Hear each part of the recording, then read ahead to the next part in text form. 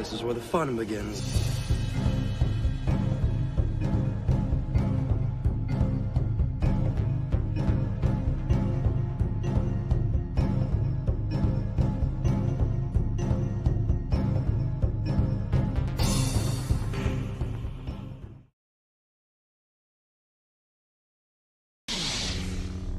Are you sure? So be it.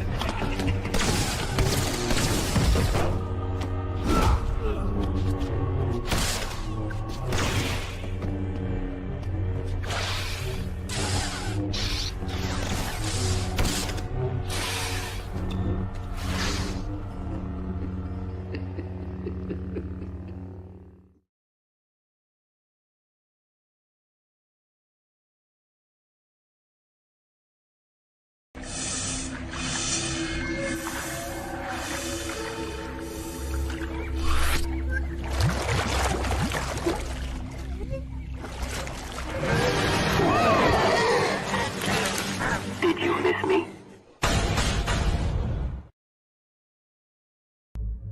CAF. Lots of it. For me and for the ready room. I have a feeling this mission is not one we can fly in our sleep. Good morning, everyone, and welcome to Thursday morning CAF Chat. How are you guys doing? What is the latest thing you've seen about Star Wars? Particularly, of course, this is the era of Disney Star Wars.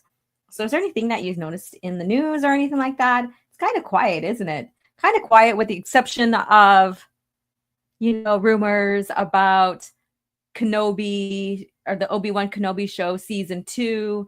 And, of course, the talk about, Disney, Lucasfilm always cancels or postpones their movies, that kind of talk. But there's anything else going on out there that you guys noticed, really? You know what? And I want to say this before we really get started. And this is something that I have said many times before. If you give people power over you to not liking your favorite franchise, you truly do not like it. What they say and their stance has nothing to do with the lore and its content. So think about that.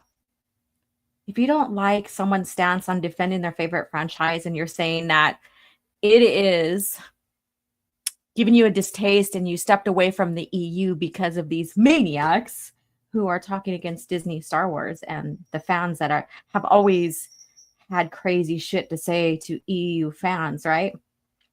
So if you step away because these people are insufferable, are toddlers, are childish, and I don't like the EU anymore because of them, then you really didn't like the EU at all. You didn't really like Star Wars, pre-Disney Star Wars at all, if you stepped away from it. You see, I'm the kind of person, and I think many of you guys here are the kind of people who, no matter what, loves their favorite franchise, and you will not let anyone deter you from that. In fact, you like it so much that you will defend it, right? You will defend it. And instead of stepping away because you don't like how someone's stance is when they're sticking up for their favorite franchise. See how that goes? And we are meeting that again today.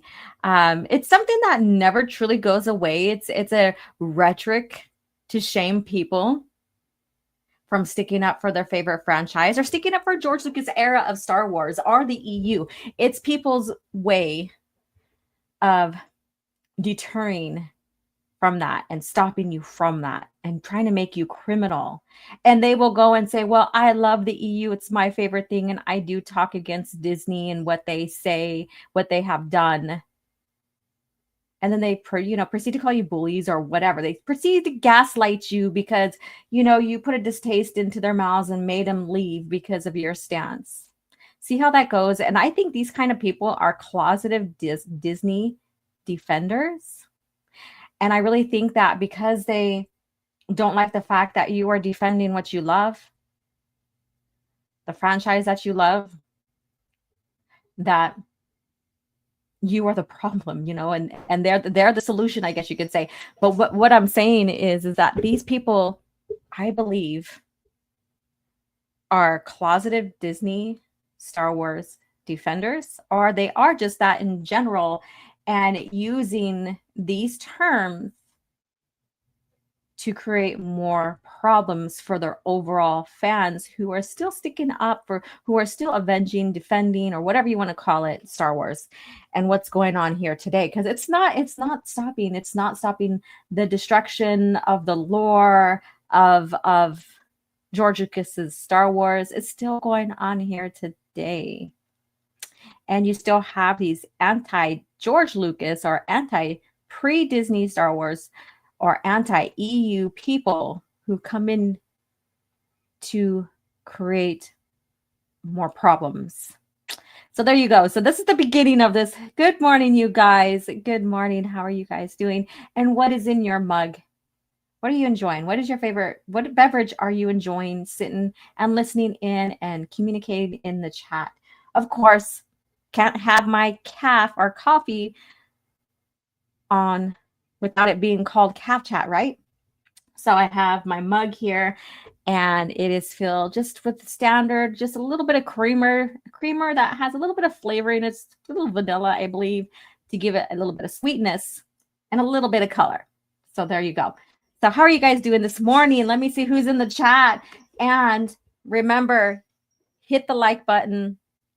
Share the stream out. Let people know we're live here today. We are almost at 3,400 subscribers. Yes, this channel grows very slow because this channel is only about George Lucas era of Star Wars, and also calling out the bullshit, the BS going on within Disney Star Wars, right? So my channel grows slower than a lot, and I'm perfectly fine with that. It's perfectly okay. And then plus my life this last year has been really busy. So the content has been very slow. And that also, contributes to that, but I'm okay with it.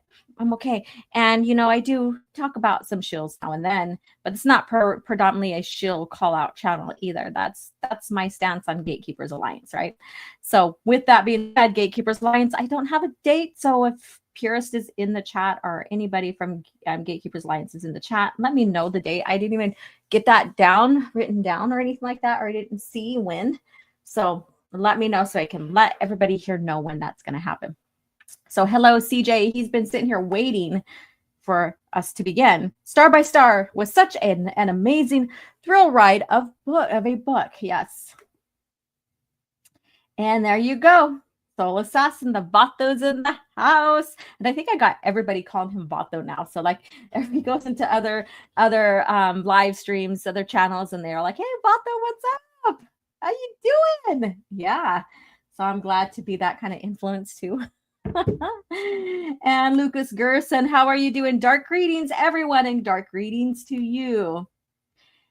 Hey, y'all, please hit the like and share the stream out. And a bit of Texan flair comes out. Button the like is the button. Yep, hit the button, like button. Star by Star is simply an amazing book from the beginning to the end. Perfect 10 out of 10. Oh, wow. Don't tell that to Denningverse fans, those Denning haters, because, that is like the top book, maybe next to Vector Prime. We can all debate about this later, but like this right here is the peak part of New Jedi Order, and it is fucking amazing. I agree. Get the books here. Thank you so much. I need to be sponsored by those people. Let's see here.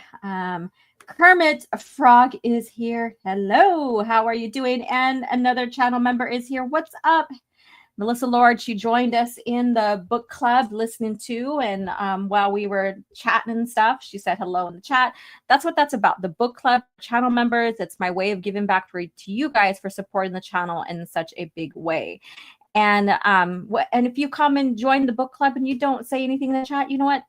I don't care. Just say hello, you're here. Let me know you're here. And listen while we're listening. And if you choose to talk in the chat or not, that's perfectly fine. But the chat is there while we listen to talk about the book and about basic lore and stuff like that. You know, just it's called creating community around the EU. And I would love for every single one of you to be a channel member and join in. Let's grow this opportunity. Let's grow this book club. Grow this book club. All right. And my goal is by the end of summer to have 20 more channel members. By the end of, or the beginning of August, maybe the beginning of September, be up to 3,500 subscribers plus. So, you know, I have these goals here, which means I got to put my time in too, right? I got to put my time in too. So I'm thinking about the next painting I do. It's going to be Darth Zana. I think I'm going to live stream it. You know, I have great success when I live stream my Star Wars painting adventures as well. So I think I'm going to live stream that too and just give a little bit more opportunity. I do have a couple of videos that have been waiting to be published. I need to get them out here for you guys. And one is compare and contrast with the Gorman Masker. So stay tuned for that. I know I've been promising that. It's just crazy life. Life happens. Yeah, let's see here. And Zod is here. Facts. What's the difference between Anakin Skywalker and Anakin Solo? Well, one's the grandfather and one is the grandson. I know what happens to Anakin Solo, and I can save you time. He turns to the dark side and gets killed by his sister. I just saved you a bunch of time. Well, thank you, Kermit the Frog. Solo is hand kid in the EU. Let's see.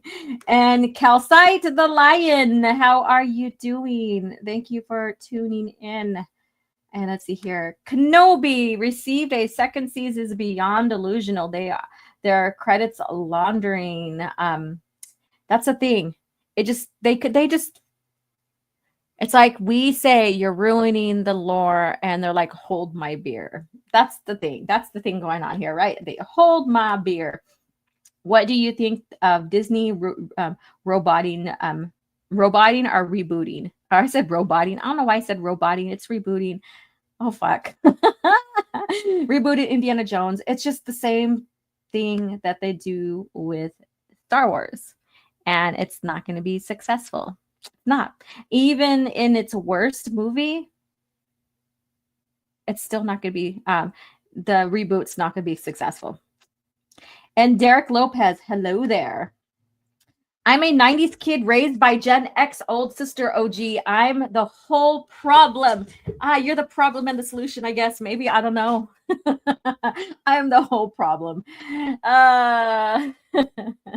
Yeah, so you are XY. So you're millennial or Gen Y. Why? You are the Gen Y. And I know there's a small little gap of time or period of time where they have the well, I forgot what the slang word is for that, but it's like basically a blend between X and Y in a sense. And I think that's what you are. And I can't remember the proper term or name for those wires because they are wires, not like wire like a wire, but Y as in the letter wires. I think that, you know, because they were raised so close to the Gen X that there is a lot of traits going on and similar experience, I guess you could say. Okay, Anakin Solo. Ooh, this is a crazy one. So when we are done with using the source book for the events going on in the timeline, I'm going to create my own source. And so what I'm going to do is get my journal. And as I go through each book going past star by star, I'm going to create my own, I guess you could say, diary or source material for that. So, and then if anybody wants it, I will put it on Word, and that will be something as a gift to people who want those similar type events that are scrolled or put in the source book. But anyways, when we're done with Star by Star, we are going to take a pause and we're going to talk about Anakin Solo himself. Anakin Solo as a character himself. And then we'll get going on the next book. And so here's the controversy here. Anakin Solo is greater than Anakin Skywalker. What do you guys think about that? What do you think about that? All right, let's see. Let's move on. Give you guys a chance to respond. Are you Anakin Solo or for Anakin Skywalker? The grandfather or the grandson? Oh my goodness. Dun, dun, dun. All right. Calcite says the fact that they called themselves Disney Defenders are an insult to actual Disney Defenders. And I favor old Disney instead of the new one. I can see where you get from that because like under Walt many, many years ago, I can see your stance with that. Hence me getting DVD packs, example, The Little Mermaid. Yeah. And it's like they're rebooting even content under Walt Disney now, the current Disney, which is fucking crazy, right? But that's the state of Hollywood and everybody engulfed in that bubble of Hollywood. That's the state of it now. Disney created Duel of, I don't know what Duel of what bands? Isn't CAF something totally different than coffee in Star Wars? No, CAF is coffee. CAF is coffee. CAF is coffee in Star Wars. It is. And let's see here. The only thing that doesn't have a name change, like when it comes to a drink that is modern, like real to our reality, I guess you could say, it's hot chocolate. So Luke is known to drink hot chocolate, but CAF is coffee in Star Wars. Let's see here. Let's see here. And here it is. I meant Dial of Destiny, not Duel. Oh, okay. I was very confused. I thought you were going into Star Wars duels, you know, like from the movie duels, the Duel of the Hero or the Battle of the Heroes or something like that. Yeah, people think I'm cool. Hey, Vato, what's up? Let's see here. Their word is gospel. A questioning then is a sin against humanity. Vector Prime would forever had a special place in my heart. My first EU novel. Oh, that's crazy. Getting into the EU with Vector Prime and, knowing Chewie from the movies.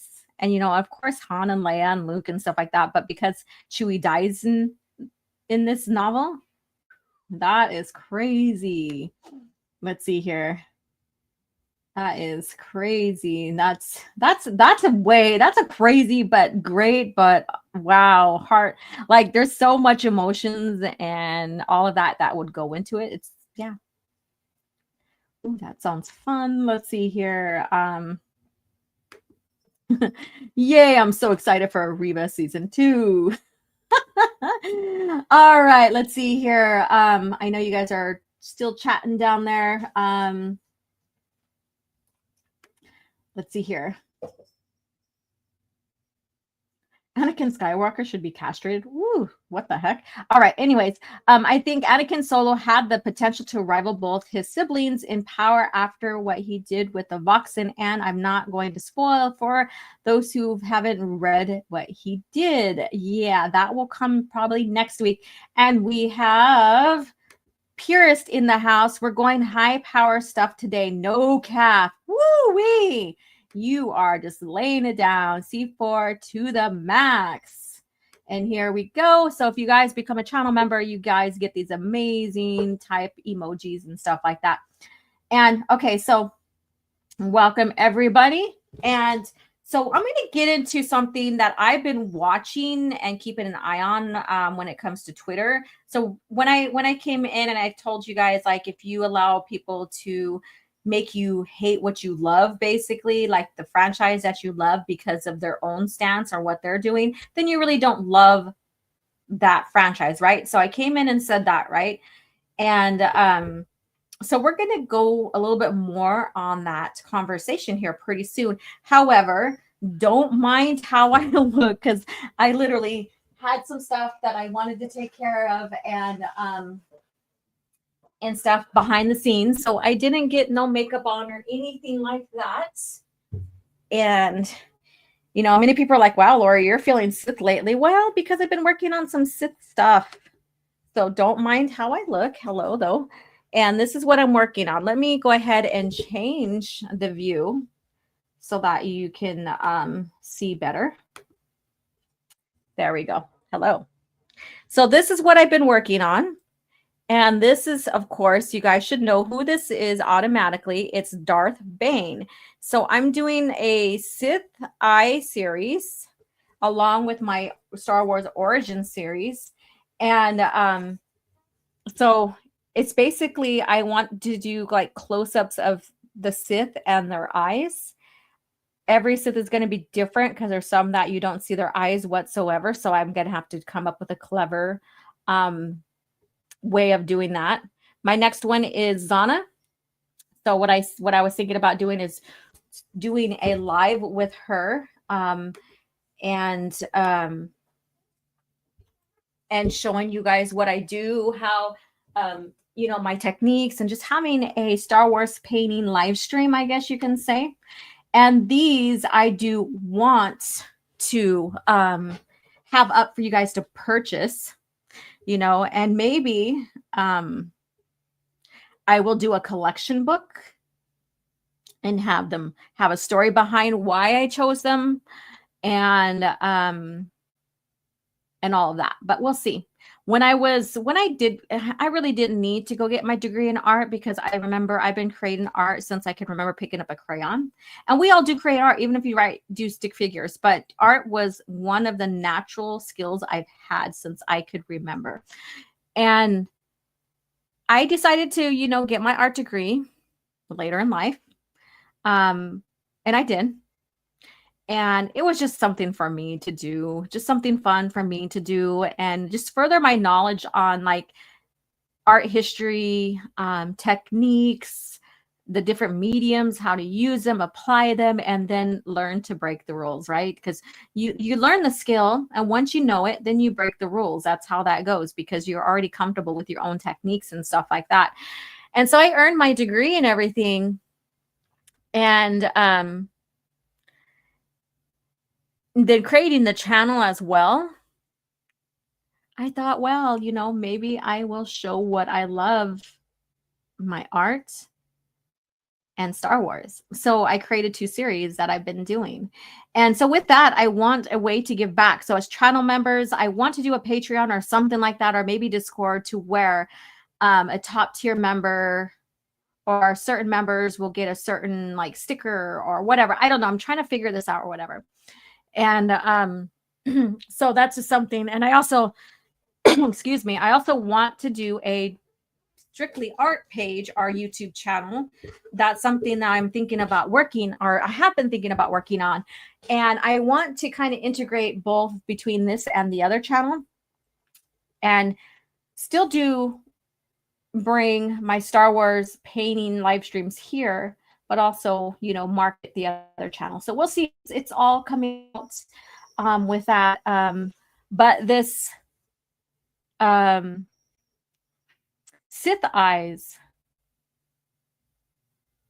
is something that just blossomed from, you know, I've been doing eye studies off and on just for myself. I haven't really been talking about it for about 4 years or so. I've shared this on Twitter. I've, of course, shared this on my own Facebook page and my own Instagram page for art, but also hands and different body parts, just because I figured, you know, I want to learn how to position these and do different directions with the body, so that when I do my own art, I don't have to rely on anything, or I can feel more confident in structuring those body forms, the forms that I'm painting or drawing or what have you. And then I will give credit where credit is due. You know, Anna decided to do her eye study, which is pretty cool. And I've always said, when you do an eye study, and this is what I've learned in art, my art school, and just in general with talking with other artists and who do studies, when you do a study on a certain body part or a certain thing, you want to do all angles of that subject, not just with it looking straight at you or it being a certain angle all the time. Because an eye study is about, or any type of study is about, approaching all different angles of the subject. And so that's what I'm going to do here in a sense, but this is not an eye study for me. This is I would say a homage to the Sith culture, to the Sith, in a sense, and the lore about the Sith, and showing the eye is the window to the soul, right? And so showing the eye, the Sith eye. And meanwhile, I'm still holding out for an Alderaan painting. So this is, I'm doing this Sith eye painting is about seeing into the soul, right? That's what eyes are about. Seeing into the soul. And so what are Sith about to you guys? What are the Sith? What are they about? What are they to you? What does it mean? What fascinates you about the Sith? I want to hear it. I want to hear it. Before we move on to the conversation I want to get into, before we get into the lore, what are the Sith to you? What do they mean? All right. So I have just a few I've done. And so in a way, like I said, I give credit where credit's due with, getting more interested in doing some eyes. This is not an eye study, but this is about the Sith. Sith are about individual freedom. Cool. All right. Let me go ahead and put my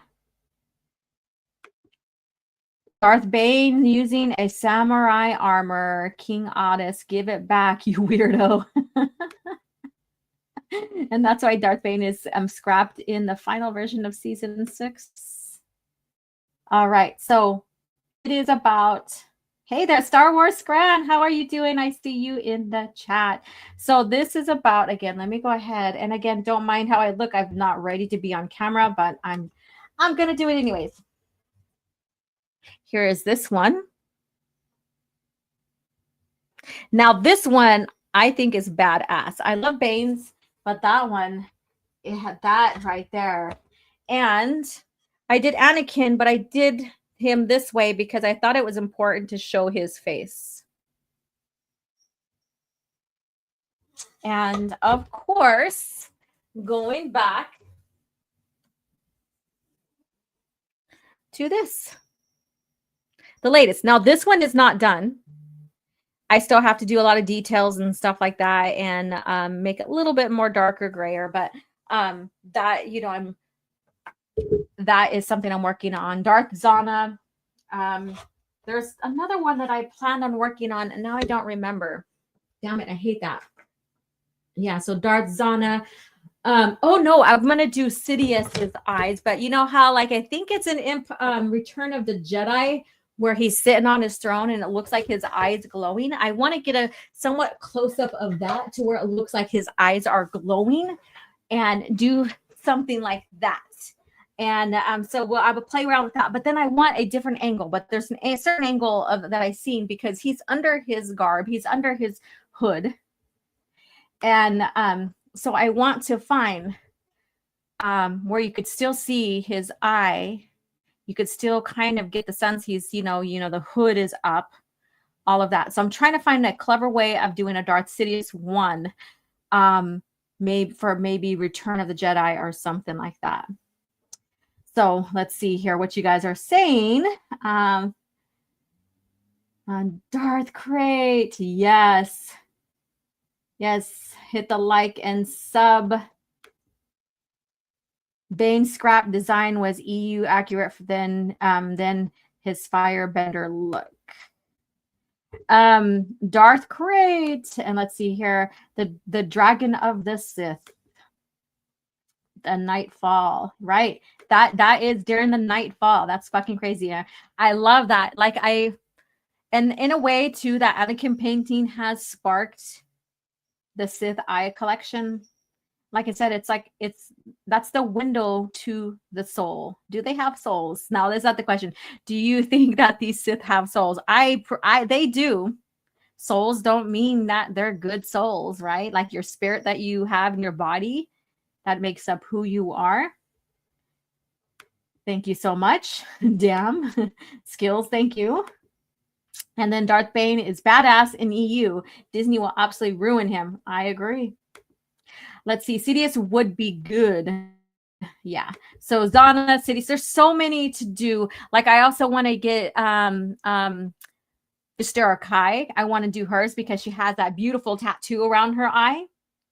So I want to get that for, and so there's so many, there's a lot of them that to, oh crap, why is this freezing?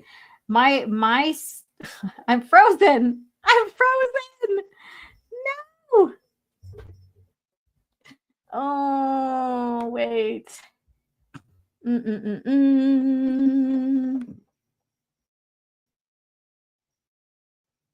I am frozen. Oh.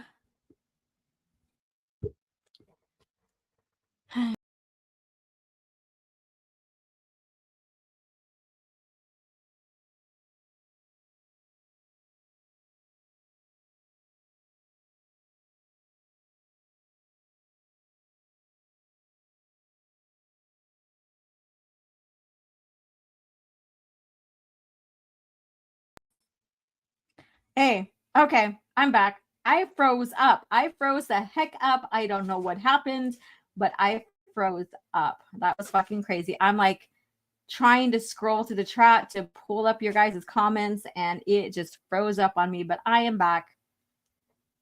Let's see here.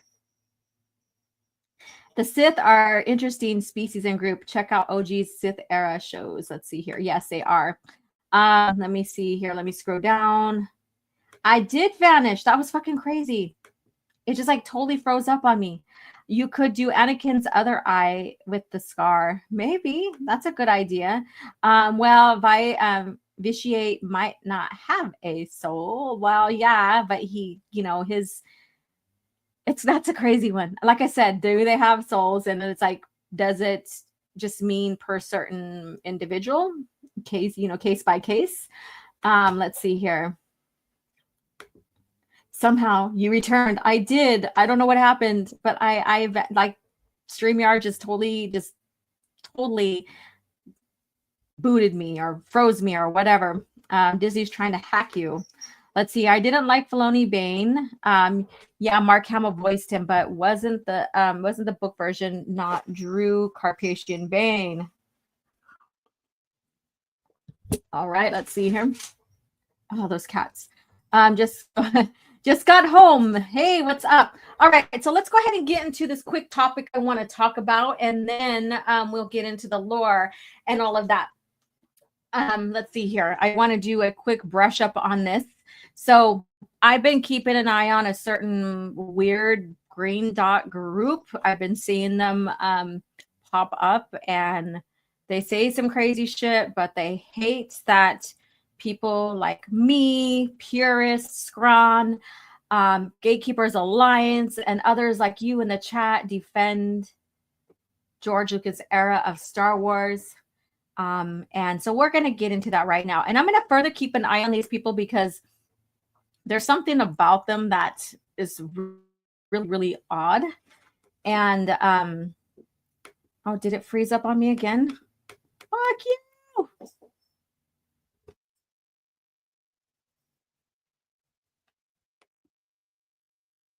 Hello? There we go. There we go. I thought it froze up on me. This is acting crazy, but there's a warning when I enter Stream Labs or StreamYards that that it's having some difficulties even with Chrome and some browsers and stuff like that. So who knows what's going on. So here you go. So this right here, this Luke dude, Zweiwalker, he says here, I will not rest until reading and talking about Legends. He doesn't say EU. These guys won't say EU, but they're defending it. Okay. Is just a completely normal thing Star Wars fans do. Well, we are normally talking about Star Wars here, right? In general, the EU, we just got done talking about the Sith and my paintings regarding them and asking questions. What do you think about the Sith? Blah, blah, blah, blah. Right. And so I say here, and this goes a little bit more. I see the same rhetoric all the damn time. It's like they are secret Disney defenders in a way, secret Disney defenders. And so I'll go on with this. You mean the EU or expanded universe. Thanks to Disney, it is not normal. People call it legends and discuss what Disney Lucasfilm has done to it and continues to. So, my point is people still call it legends. And while other people are still discussing what Disney Lucasfilm has done to it and continues to do against it. And so that's my stance. That's my counter to this. It's very mild. It's just a statement. Let me see here. Can I click on here? Hopefully you guys can see that. This is fucking crazy. All right. It goes blank. My screen goes black before it switches tabs, which is not normal. So if I lose you guys, I might have to just jump back in. I don't know what's going on. All right. So this is what's going on. You can see I have my Bane eye up now because I'm feeling very Sith-ish, I guess you can say. And so there's different counters here. And this is the one I wanted to bring up right here. And then I'm going to move on to the next one here regarding these green dot freaks. We have Brandon the Awesome. Everybody sees him. He's one of them that, goes in and does heated discussion. And also sometimes I think he says things that I want to say things. He goes in hot. That's what I'm saying. He goes in hot, but he can't do his counters very well. Mind you, it's his style, what have you. So he comes in and he says that requires gatekeeping Disney Star Wars fans and bringing about to the destruction of Disney Star Wars. You already shot yourself in the foot by calling it by Disney's name. And he defends himself with legends, which is kind of funny. And then, he shares the expanded universe logo and he goes, the nice thing about being me is that this does not work both ways. I don't get offended that people calling it EU and do it myself also, which he really doesn't. And he did have a fit and he does call it legend. He's defending that with the legends narrative right here. So that right there. And I don't think these green dots even know how to counter. So let me go ahead and remove that so I can bring up the other piece that I want to. Piece what you guys are saying first. Even more pathetic than renaming X-Wing book series as Rogue Squadron has gotten people to call that the series that people need to stop using Disney words and designations. Correct. And that's exactly what they're doing. And I always rub the button before entry. Is that how you're supposed to do that? Is rub the button before entry? You could go so many ways with that, and I'm not going to. I promise you guys, my mind is already there, though. My mind is already there, but I refuse. Let's see here. And okay, here it is. Here it is. And I'm going to bring this up now. Okay, screen, don't do this to me again. Thank you. All right. So have patience with me because obviously shit's happening and the screen didn't go all black. Yay, thank God. I just replied to the green dot on your post. Ironic. All right, so here we go. So these green dots, I call them the green dot retard cults. All right. Star Wars Legends needs more fans who aren't yapping about avenged George Lucas and shitting on Disney. No one will want to read the EU if the fans act like deranged maniacs. So if you avenge George Lucas or his Star Wars, his franchise that he built before Disney took it and you shit on Disney, you are acting like a deranged maniac. And he's saying because of this, EU people won't want to come in and read the EU. And that goes to my point on if you allow what others say and think to deter you from loving your favorite franchise, then you really didn't like it anyways. Right? And if you call it Legends, you are a closeted Disney supporter. I'm just going to say it right here now. However, there are some people who are on our side that I truly love and respect. They say Legends, and they distinctively say that just to give an example of what is good and bad. And we've been through this conversation, but I'm talking about these people here who are trying to make people like me, you, and stuff who are countering against Disney, countering against the anti-EU people. They are trying to use this against us as if we are bad. And so I will call out them using Legends the way they are, because that's part of their defense towards Disney Star Wars, if you get what I'm saying, you know? So let's see what's going on here. All right. And so he talks about, like, what is your favorite projects, blah, blah, blah, blah. And there's a lot that is going on in this chat here. And he says, I know I was going to get this response, laugh my ass off. They can be used interchangeably. Not really, because EU was never really Legends. There was no such thing as Legends until Disney tossed the EU and basically broke a big portion of the foundation that George and his company created and disrespected. They totally fucking disrespect the EU. So if you're gonna defend the name Legends under Disney, you are a Disney defender.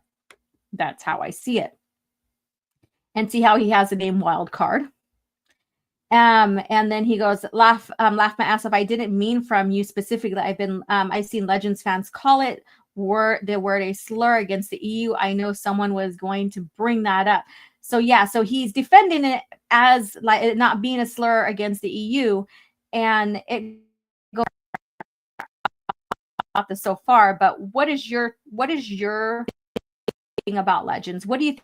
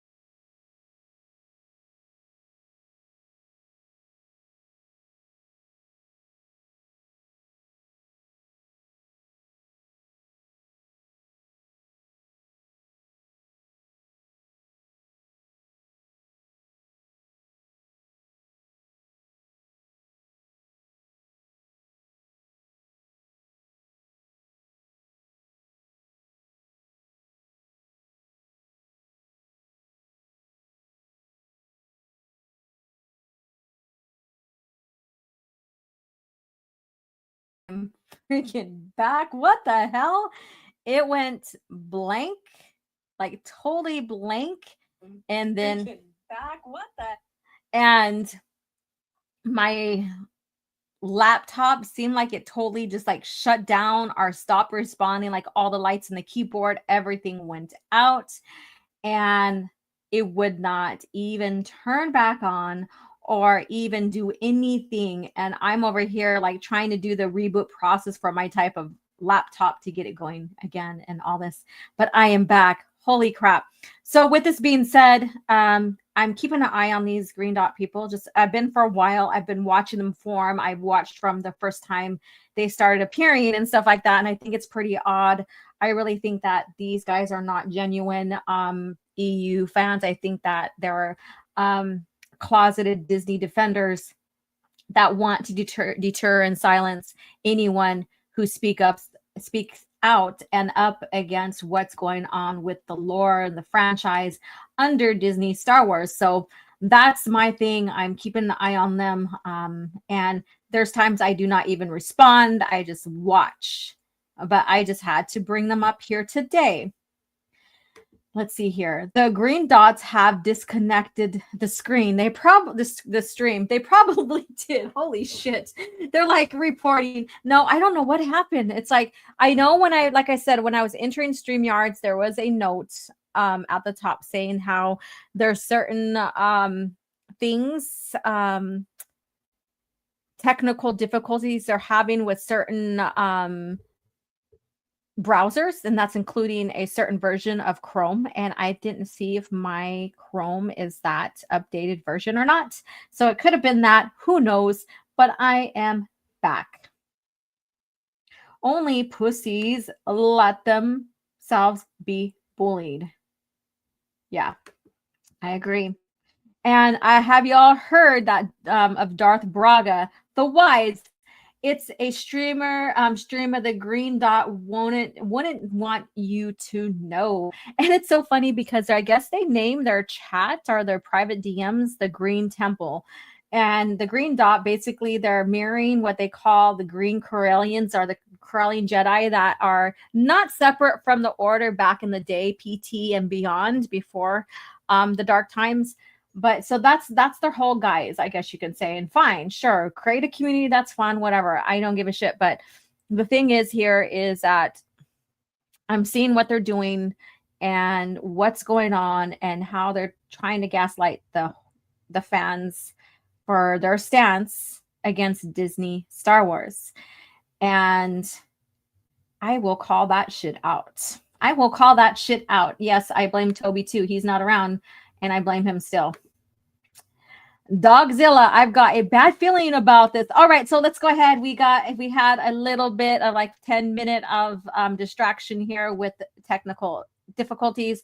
So let's get into what we need to get into here, and that is Lucas Facts. So Lucas Facts, what is that? And StreamYard has rearranged everything here and how the branding, the media is looking on the sidelines. You guys don't see it, but on the side here on my end is where we store the pictures and the videos and what have you, the clips and stuff like that.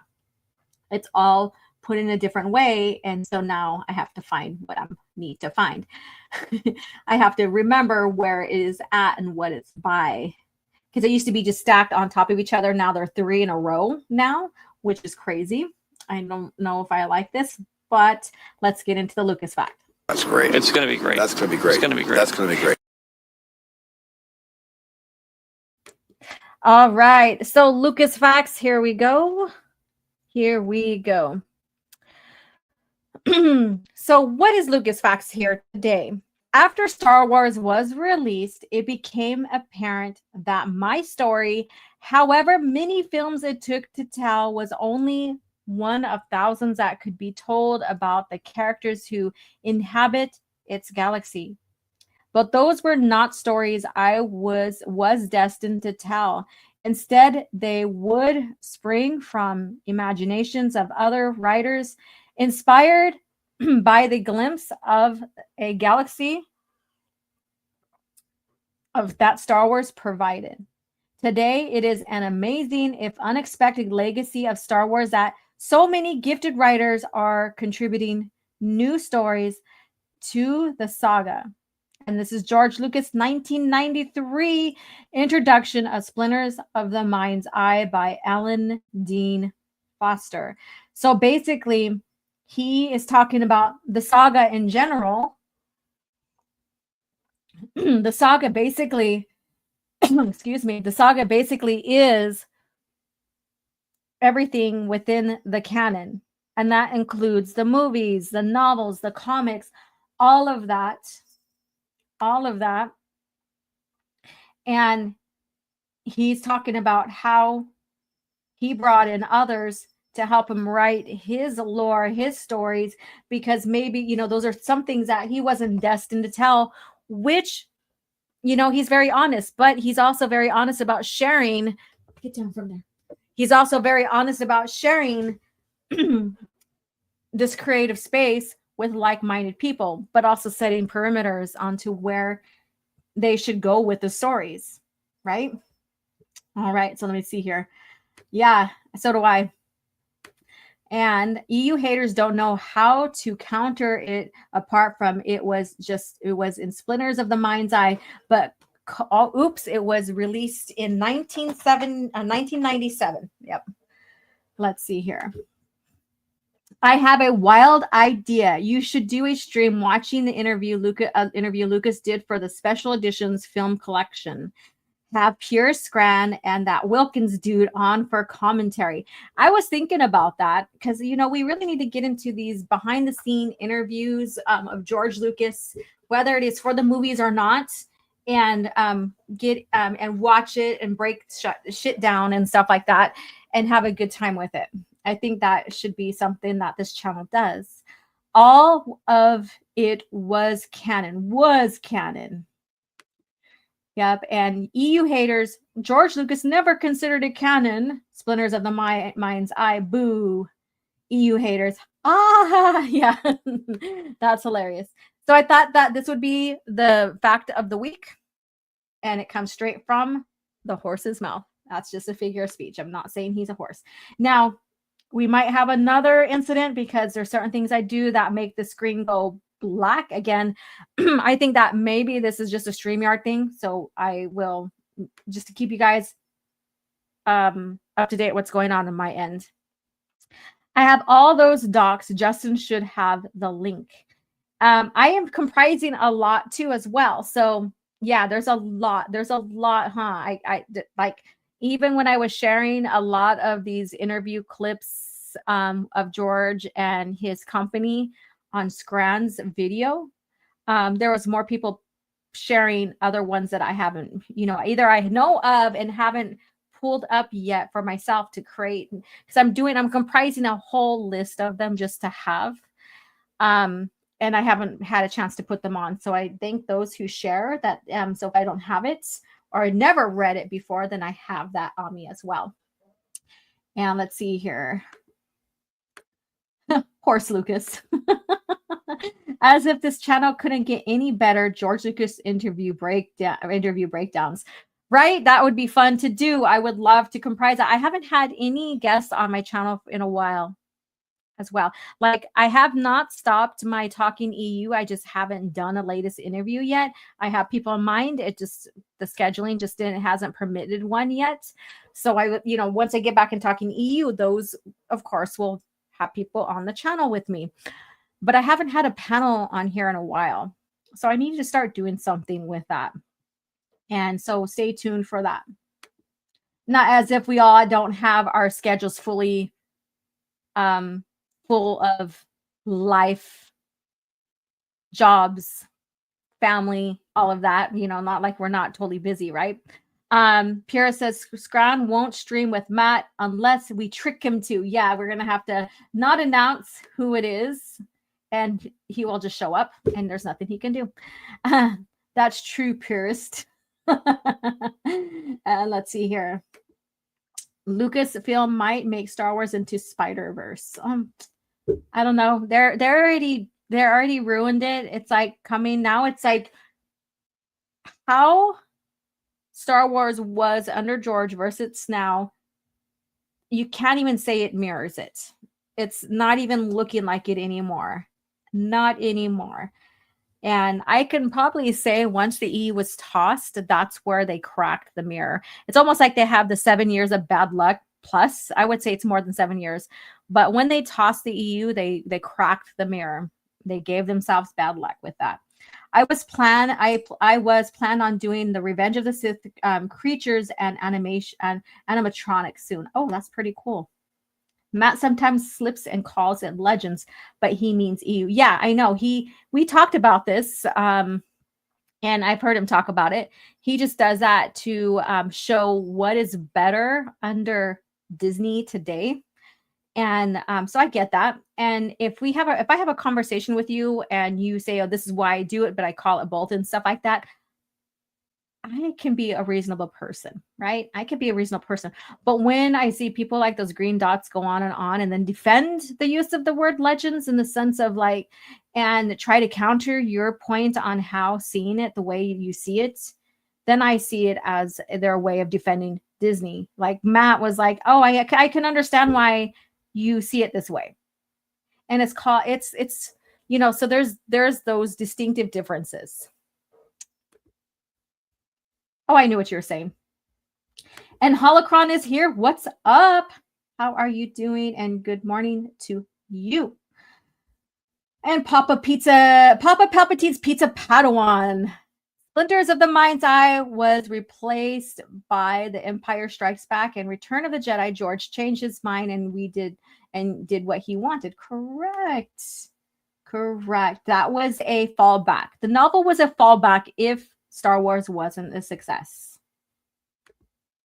And that makes Matt a fake fan. Obviously, the difference being Matt referred EU was green dweebs love Andor and Rogue One more than Rogue One more than the prequels.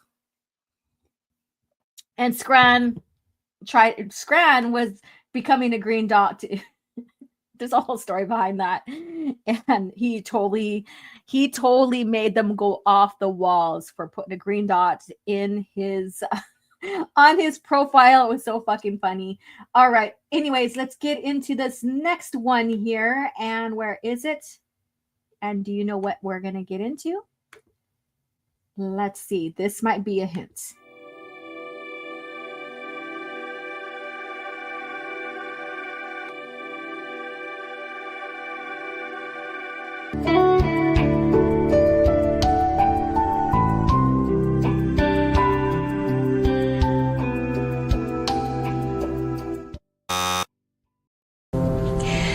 I hate to say it, but it looks like the item you're searching for doesn't exist. Impossible. Perhaps the archives are incomplete. If an item does not appear in our records, it does not exist. If it doesn't appear in our records, it does not exist. Well, here is something that exists. This is the book of the week, the technical journal, the Star Wars technical journal, basically. Cat, get down from there. Hold on. Get down. All right. So this is by Laura Johnson, and it has the name Shane under there. And that I was trying to research it, but I believe that is just a publisher's change of name. Or the author's change of name or whatever. But so I put in parentheses, it says Shane, but also Laura Johnson as well. So Shane, Laura Johnson. And the publishing date, there's a few of them, and we'll get into the continuity notes on that here. March 31st, 1995 UK, October 10th, 1995 US, 1996 Germany, and April 10th, 1997 Japan. So it was first published in paperback form by Box Tree in the United Kingdom on March 3rd, 1995, and subsequently in hardcover by Del Rey for the United States on October 10th, 1995. Modern Graphic Distribution released a German language edition in 1996. Box Tree also released a collector's edition hardcover version for the UK in 1996. So there you go. And we have the 1997 for Japan as well. So this is a little bit about the technical journal. I highly recommend you getting this on your bookshelf here. When you open up, it has the schematics, the plans of starships and all of that, all the technical stuff that you see in Star Wars. Very well done. And let's see, do you guys have, any of you guys have this on your bookshelf? This was released the year I was born. Wow, the UK release 1995. Wow, you're telling your age. Hello there. That's crazy. It's funny how we can see something, we're like, oh, and now when we ever look at it now, we're like, oh yeah, I was born around the time I was. You know, I'm born around the time the first Star Wars movie, the same year this first Star Wars movie came out. Whom I need to get my hands on that. Yes, I agree. And what's up, Abu Nas? I hope you're feeling better. Hello, everyone. Hope you all is having a good day so far. Yes, we are. And spam calls. So annoying. Interrupt my CAF break. I agree. I hate that too. Hello all, but gotta go. I'm glad you dropped in, got to engage in the chat and listen to us chat and have fun. Thank you so much for your continued support. I have a weird ranking system with a number of dots they have. That's how they know if you're in a true story. And by the way, since you haven't been on Twitter, the dots now changed. Like some of them have an orange dot, which I'm thinking means that they leveled up. I don't know. It's kind of weird. Just giving you a heads up on that. I'm old.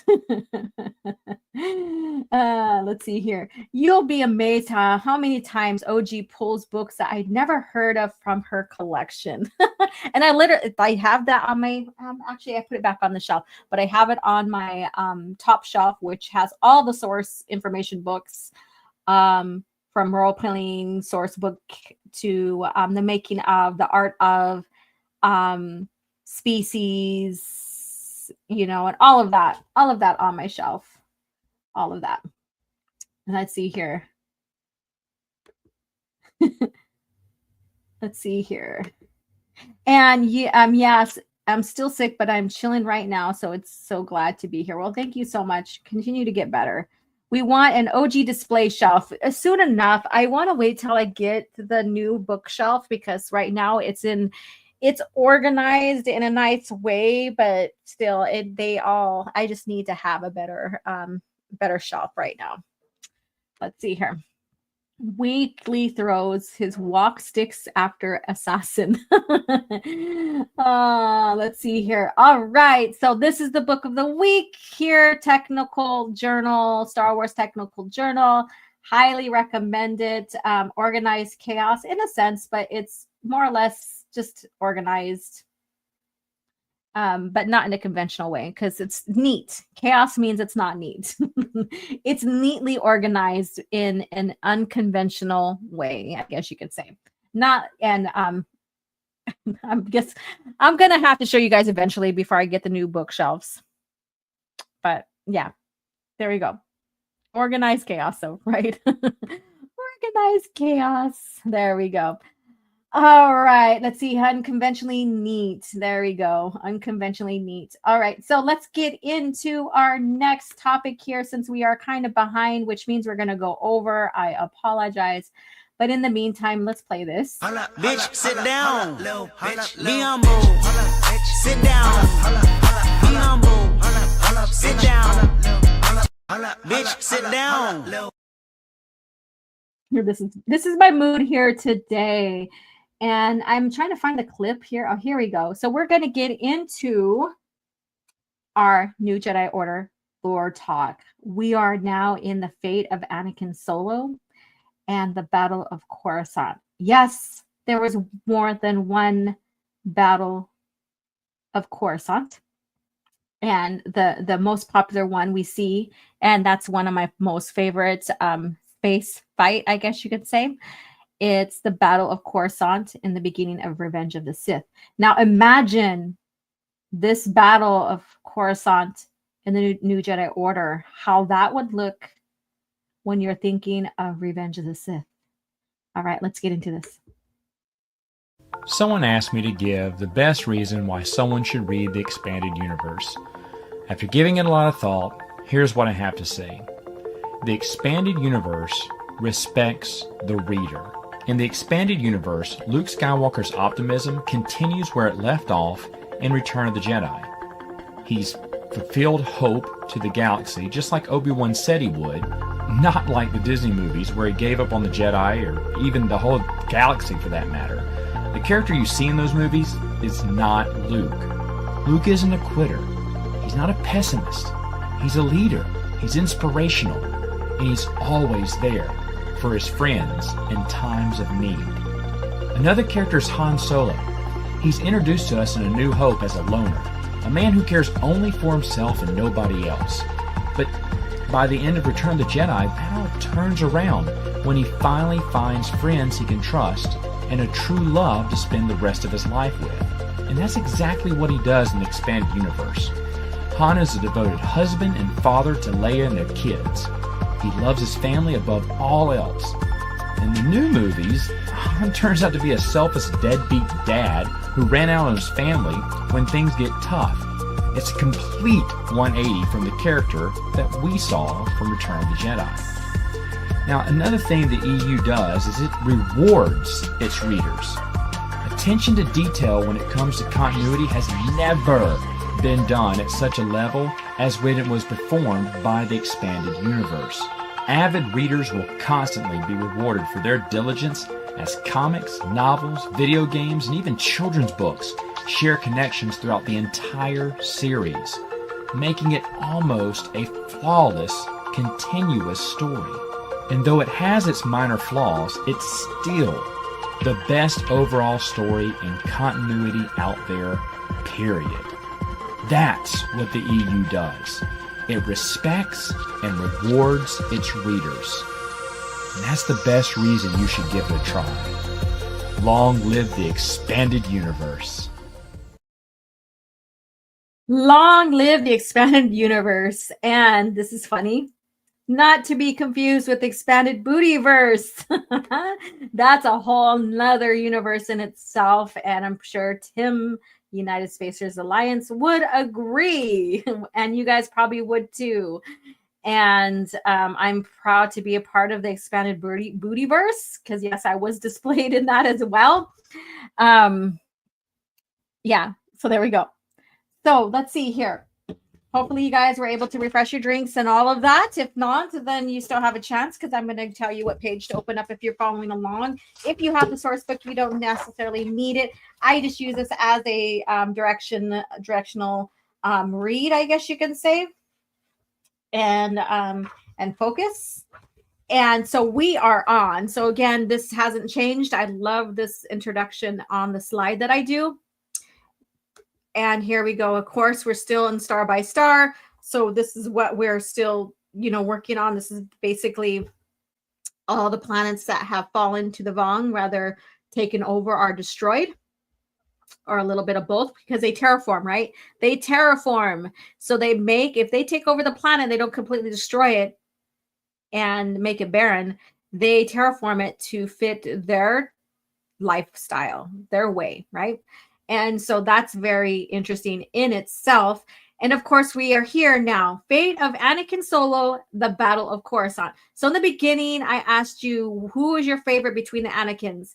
Anakin Solo or Anakin Skywalker? Well, I didn't really ask that, but it came from one of you guys in the chat. And so those who tuned in after the fact, who do you favor? Anakin Solo or Anakin Skywalker? Not a trick question, and no one's going to be pissed off at you for you favoring one over the other. It's just a personal preference. We don't do that here. Yes, we tease. We do tease because we have a sense of humor, right? But I want to know. I want to know. Yeah. So I am happy I gave EU a chance, and I am happy you are here with us in the greater community and defending Star Wars, George Lucas era, and once you get into the EU, once you're like, what the fuck's going on with what they're doing with Star Wars?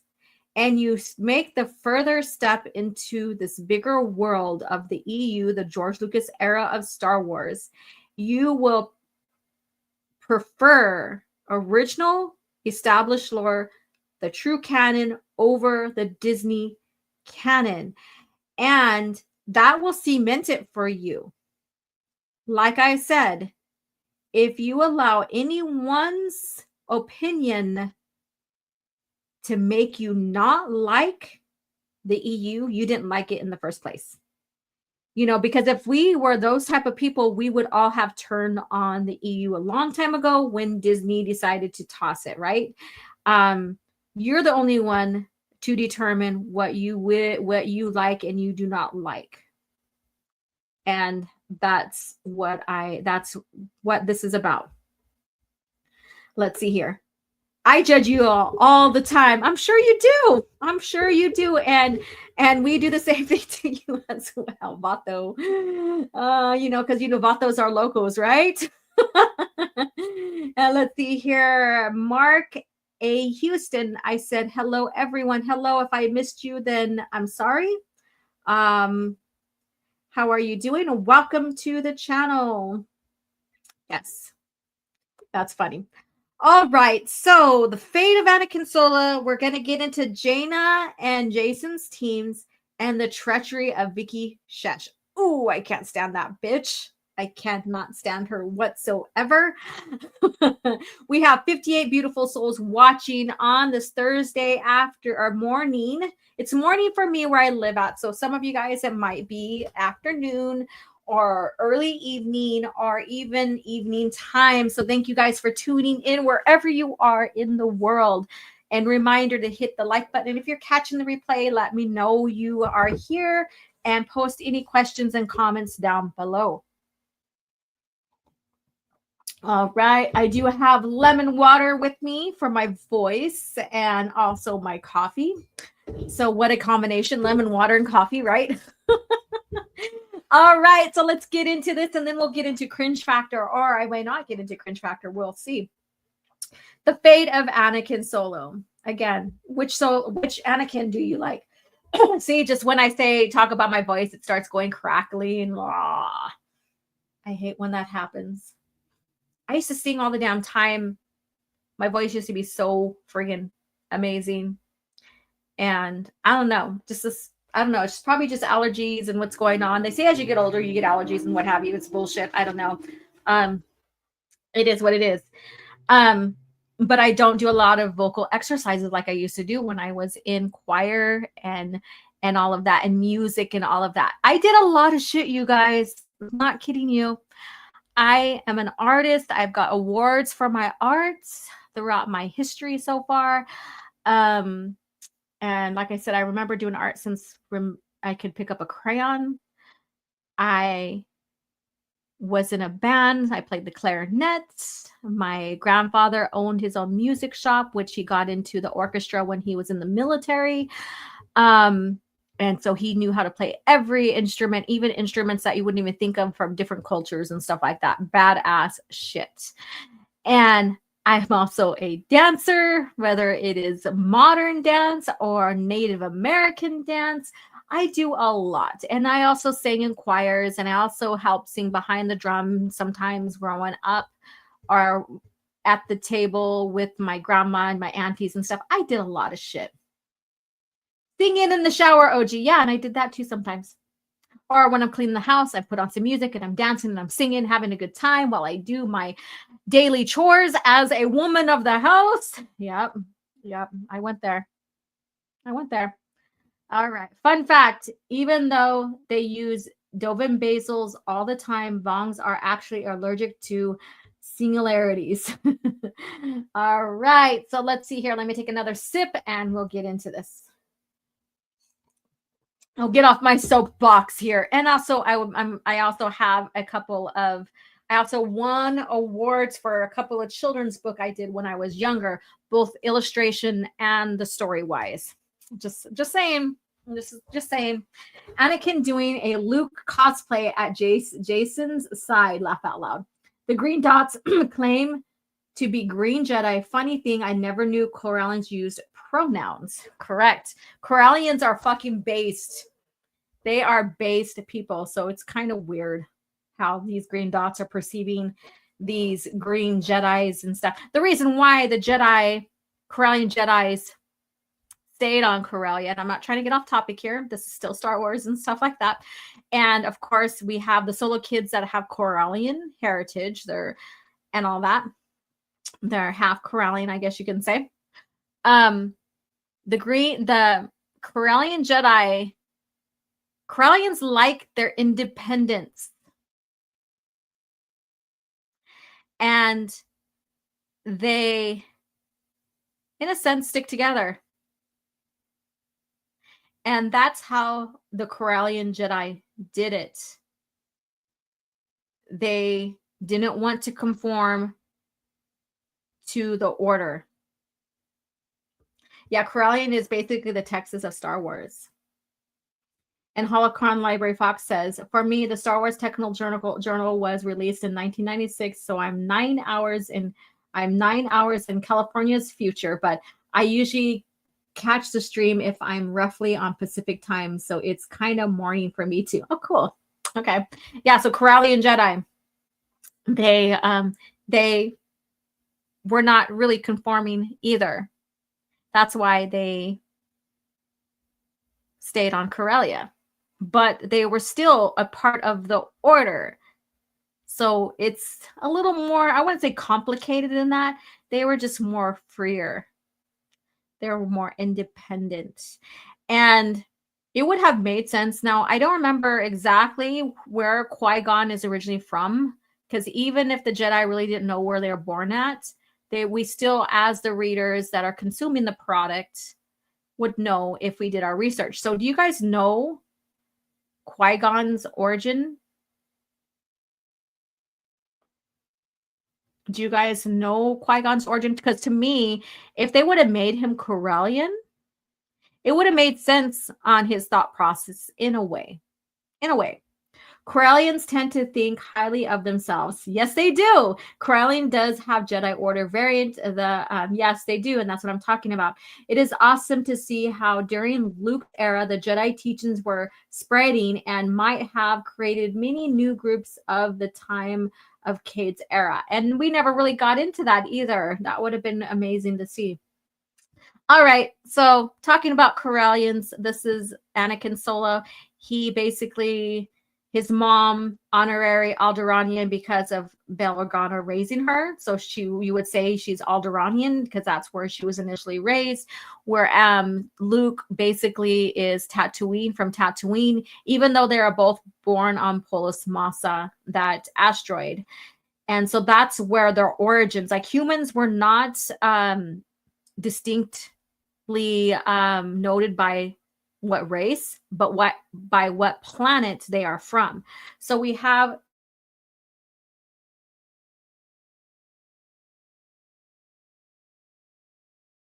and Corellian, and where was he? He wasn't born on Coruscant, right? Because the twins were born on Coruscant, so they would be more Coruscant-y than anything else.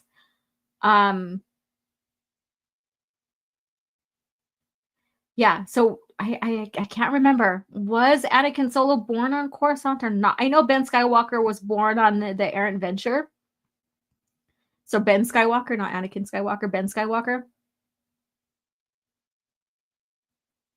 That's Fan Theories Fun OG. Or isn't Fan Theories Fun OG? As might humans from Earth would mean much to humans on Mars. Okay. OG loves Vicky Shesh. Oh, she's a fucking bitch. All right, so let's get on to this here. All right. So Qui-Gon Jinn came from an unknown planet, and maybe he wasn't documented then. Who knows? All right. The fate of Anakin Solo. Battle through the training labyrinth costs Anakin's strike force dearly. So Anakin has his strike force. We already went through that. And they go through the labyrinth. And I wish I would have put the labyrinth. I think there's a picture of the labyrinth. And I wish I would have shared that. but I didn't know there's not a picture of it. Okay. I wish I would have shared that. But there is a labyrinth that they had to go through that is basically the ship, the compound of where they have the breeding or the cloning of the Voxens. Anakin Strike Force clearly Yulaha is among the first casualties as the Yuuzhan Vong pursuits intensifies. Anakin becomes more reckless, leading the Jedi through areas crawling with Voxen. He fervently hopes that his brother Jason affinity with the animals might see them safely through. So he's relying on his brother's affinity with the animals to help them out. The task proves too much for Jason. When 2 more Jedi die, Jason becomes almost catatonic, paralyzed with indecision. And you don't want indecision in such a mission. Like I said, we're going over events and stuff. We're not going and breaking down the novel. However, when you're reading this, holy shit, it's like you're at the edge of your seat. This is how good this novel is. Finally, winning through to the cloning laboratory, the Jedi Strike Force comes under attack by a full platoon of Yuuzhan Vong warriors. When Nomenor offers Anakin a chance to surrender, the young Jedi surprises everyone by actually considering it for a moment. After a reassuring word from Tenno Call convinces Anakin that all the Jedi would prefer death to capture, Anakin launches a fierce attack.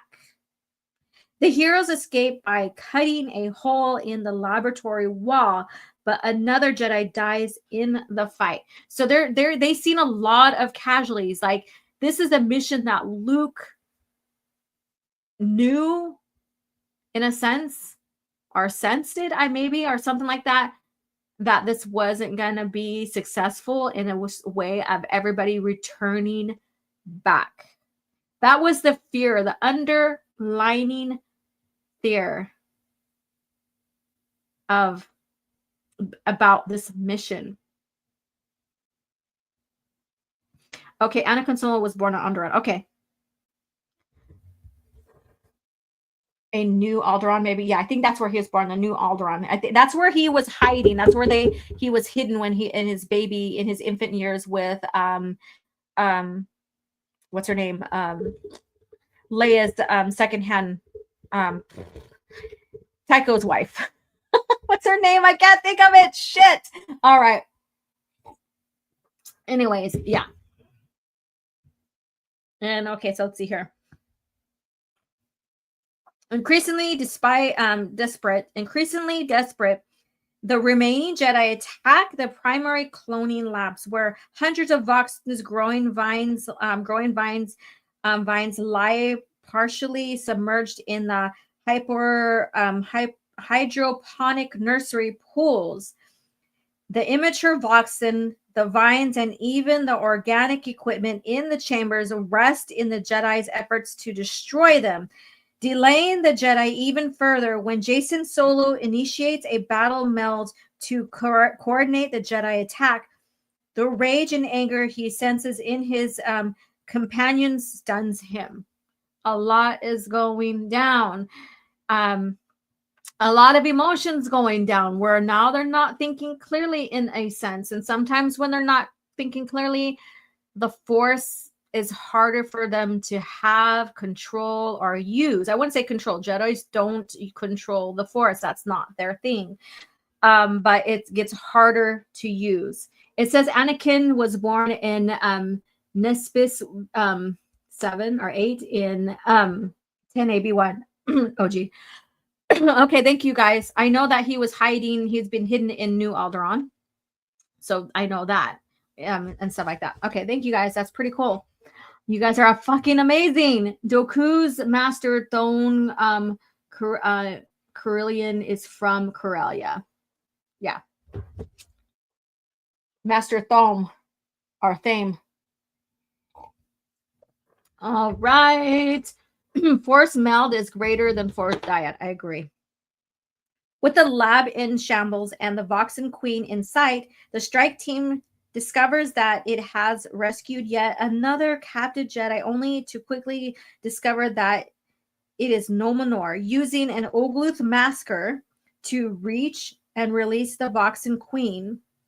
As the Queen escapes into the abandoned warrens surrounded by the laboratory, Anakin Solo suddenly realizes that the will of the Force has had in store for him all along, ordering the rest of the Jedi to pursue the Queen.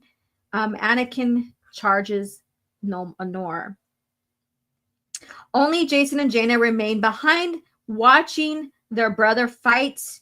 Our brother first beat back the Yuuzhan Vong warriors sent against him, then slowly becoming more and more overwhelmed.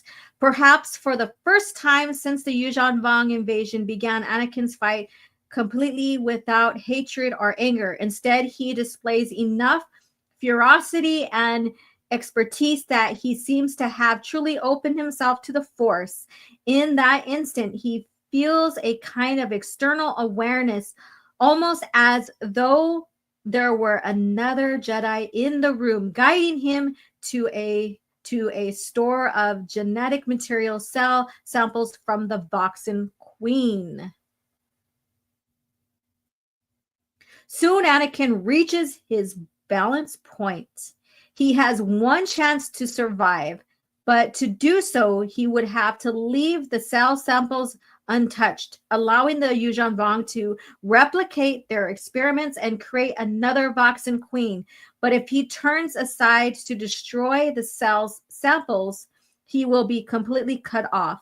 While the Yuuzhan Vong have strict orders not to kill Jason or Jaina, they have no such instructions concerning Anakin. Now, why do you think that they have strict orders not to kill the twins?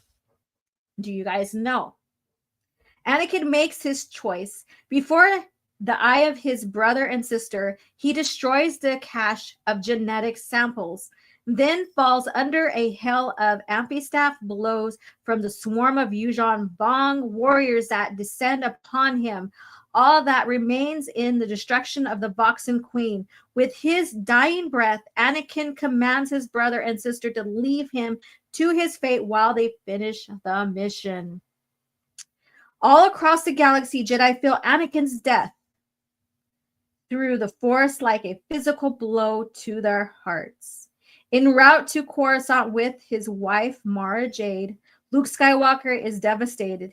He blames himself for letting Anakin pursue such a dangerous plan. On Coruscant, Leia Organa Solo, who had so many times before thought she had lost one or more of her children, can only mumble report Anakin's death to her husband, Han.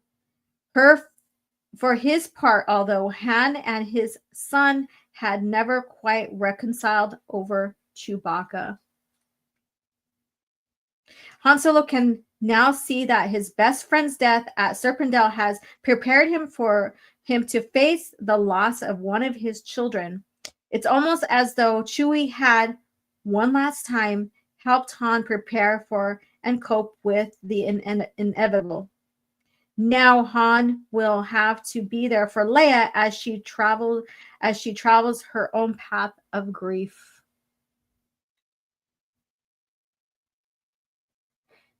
And there you go. Again, that, like, just going through this with you guys, but not actually reading the events, what's going on word by word in the book, this still fucking hits. This hits.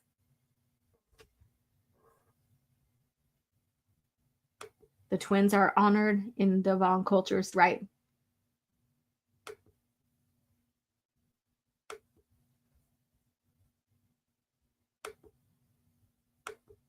It hits. And I haven't got to it yet, to Anakin's death in my reread. I'm on Star by Star now. But I think, from what I remember, Leia was holding Ben Skywalker in her hands. Like, she was holding him. And it's so heartbreaking just in general, seeing everybody or reading or feeling or just experiencing everybody, all the Jedi feel his loss in the Force and death to the Force was fucking heartbreaking. I'm not kidding you. Leia, best aunt.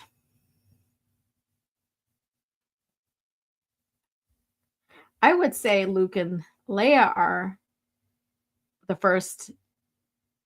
I wouldn't even say original dyad. They're just force bonded because they are twins.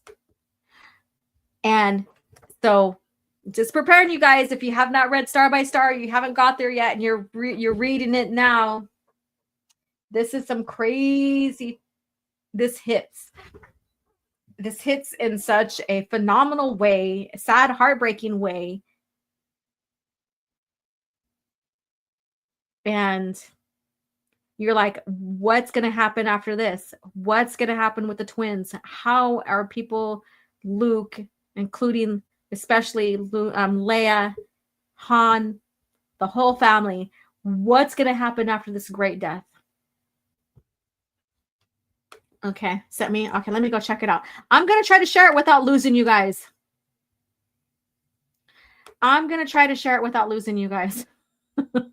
So wish me luck. Let me go ahead and refresh that. Oh, come on, dude. Let's see here. Yeah. Like just reading this and just remembering my reactions from reading it before, like the actual event, like the actual everything going down word by word in Star by Star. It hits. It fucking hits. All right, let's see here. I am going to play this clip for you guys. Dude, stop right here. I don't want you to play. Oh no, don't go blink on me. Don't. Oh, okay, I froze up in my window again. There we go. All right, I froze first. Hopefully, I don't know if you guys can hear me. Fuck. Don't do it.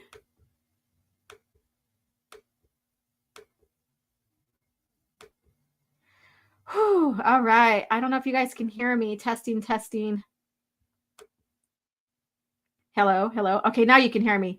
It froze up again. I don't know what's going on, but StreamYards did give a warning that things can go kind of weird. All right, let's see here. Let me see if I can share this now, and then we'll get back into this here. I'm gonna risk it. Okay, share screen doesn't want me to present. It's like, nope, you ain't doing shit. You ain't doing. Let's see here. Oh no, come on, dudes. We were just better off just talking without sharing screen. Here we go. I don't know if you guys can still hear me and my mumblings behind here. Okay, here we go. It's share. This is fucking crazy.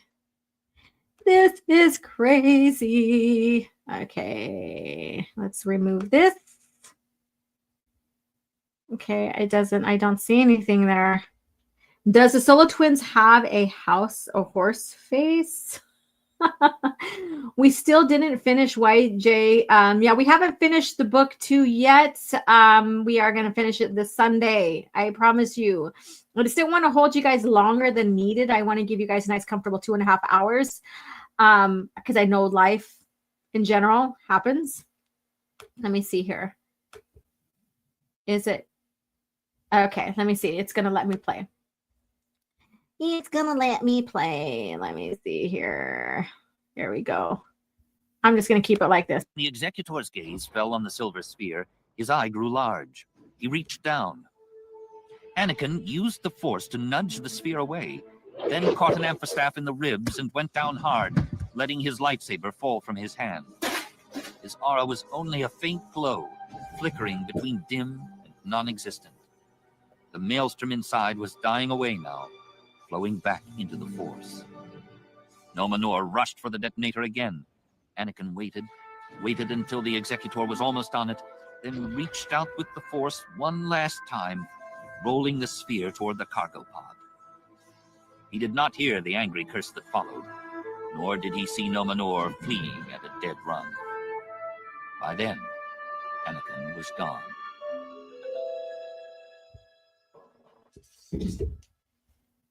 Okay. Oh, I think I ended it too soon. Fuck. Fuck. Damn it. All right. I don't know if I want to try to go back to that scene there because it has like an important scene that I wanted to share with you guys. I'm going to do it. I'm going to do it. Technical difficulties as is, right? It's like, might as well just make this a fun fest of just trying to figure this shit out and going with the punches. Rolling with the punches. And I froze up again. For fuck's sake.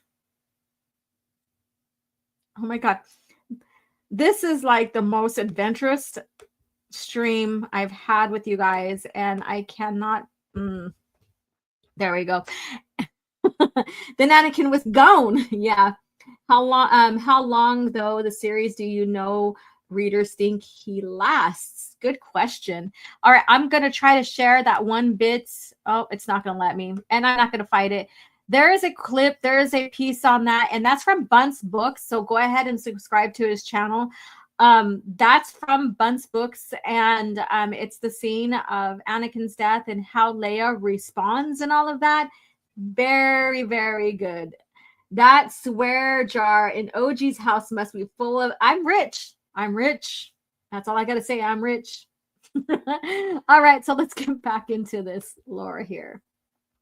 So subscribe to Bunt's book and also Soul Assassin. If you want to share that clip, go ahead so that people can kind of get the whole scene. That was a focus. I just turned it off too quick. I turned it off when Anakin's gone. And that's it. And all of a sudden Anakin was gone. OG has digital swear jars. She just swipes. Yes, I do. Yes, I do. All right. So let's see here. Where did we leave off? Before the eyes, his brother and sister. Yeah. Let's see here. I am trying to figure out where we left off at. Okay, yeah. So Jaina's team. So let's get into Jaina and Jason's team, and then the treachery of Vicky Shesh, and then the Battle of Coruscant. So again, we still have some time to go in this lore talk here. Jaina's team. Anakin's death has a profound negativity effect on his sister Jaina. As the survivors of Anakin's Jedi strike force race after the Voxen Queen, Jaina remains strongly quiet, refusing to discuss the matter. The Jedi begin to argue. Some decide that the only way to complete their missions and make sure Anakin's sacrifice was not in vain is to use the power of the dark side of the Force. Dark side of the Force. Where I just moved the cat off my counter here. Sorry. And of the Force. Anakin's death has filled all of them with pain and anger, and they want to put those feelings to use. Jason's Solo tries to appeal to them, reminding them of Master Skywalker's teaching, but he is met with desertion.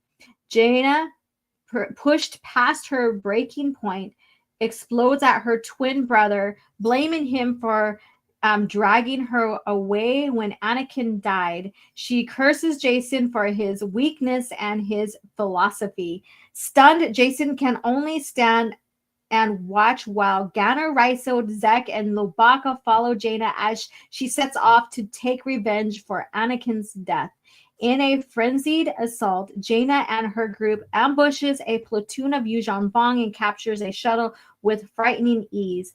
When the wounded captives refuse to reveal Nomenor's location, Jaina simply lets them die, fully in the grip of her fury and completely ignoring the original purpose of their mission.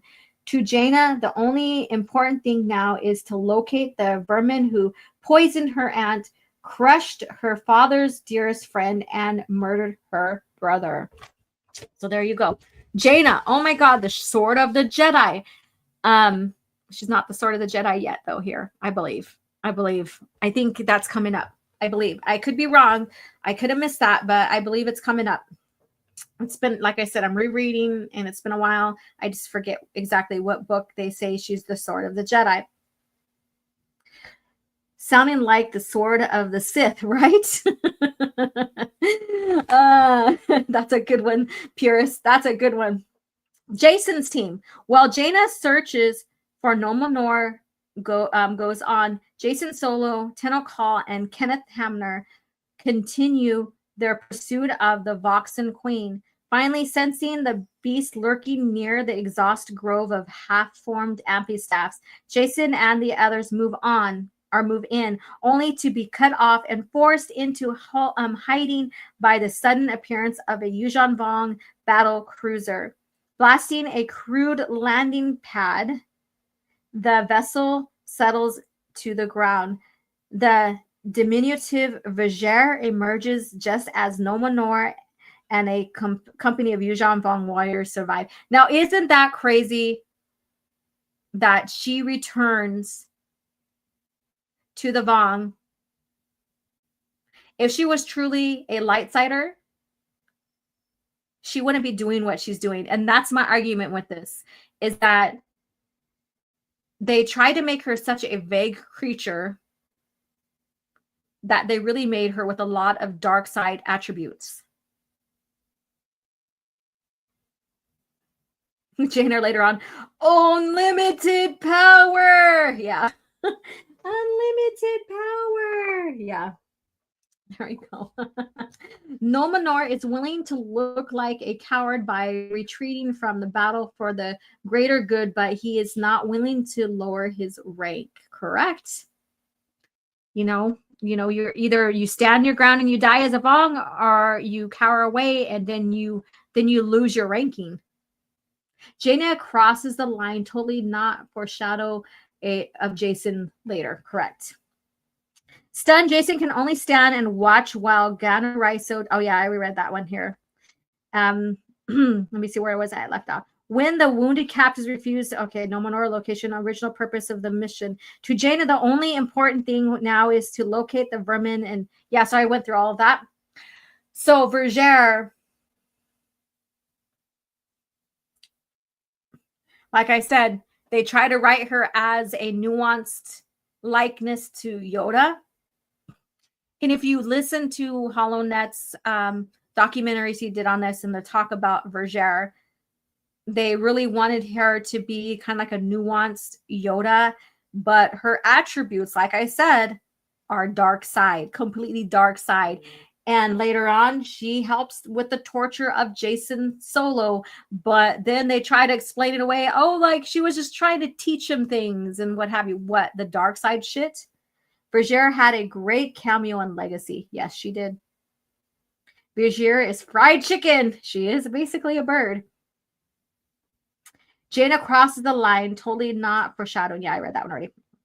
All right, so the Battle of Coruscant. So you see on here, we have the Solo kids fighting the Voxens here, and then you have an image that is of Coruscant, and that is basically the battle at Coruscant, New Jedi Order edition, I guess you could say.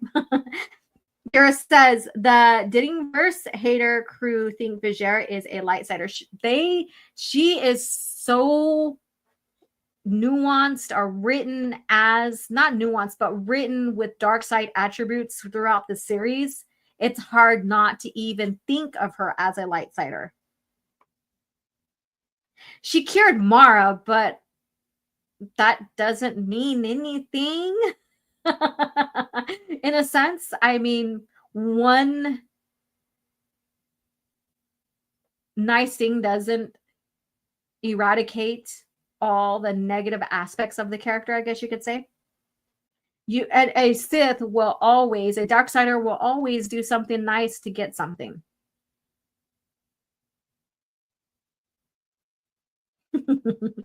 All right. So let's see here. Yeah, sub to HoloNet and listen to his documentaries. Worth reading, not reading, worth listening through. I think there's like 6 or 7 of them. Signs were all around. Correct. Vergere is a Sith Yoda indeed. Vergere, small character, but huge impact on the galaxy. Kind of like Ikrit, right? Soul Assassin. All right. The treachery of Vicky Shesh. Now, let's get into that. I cannot stand this woman.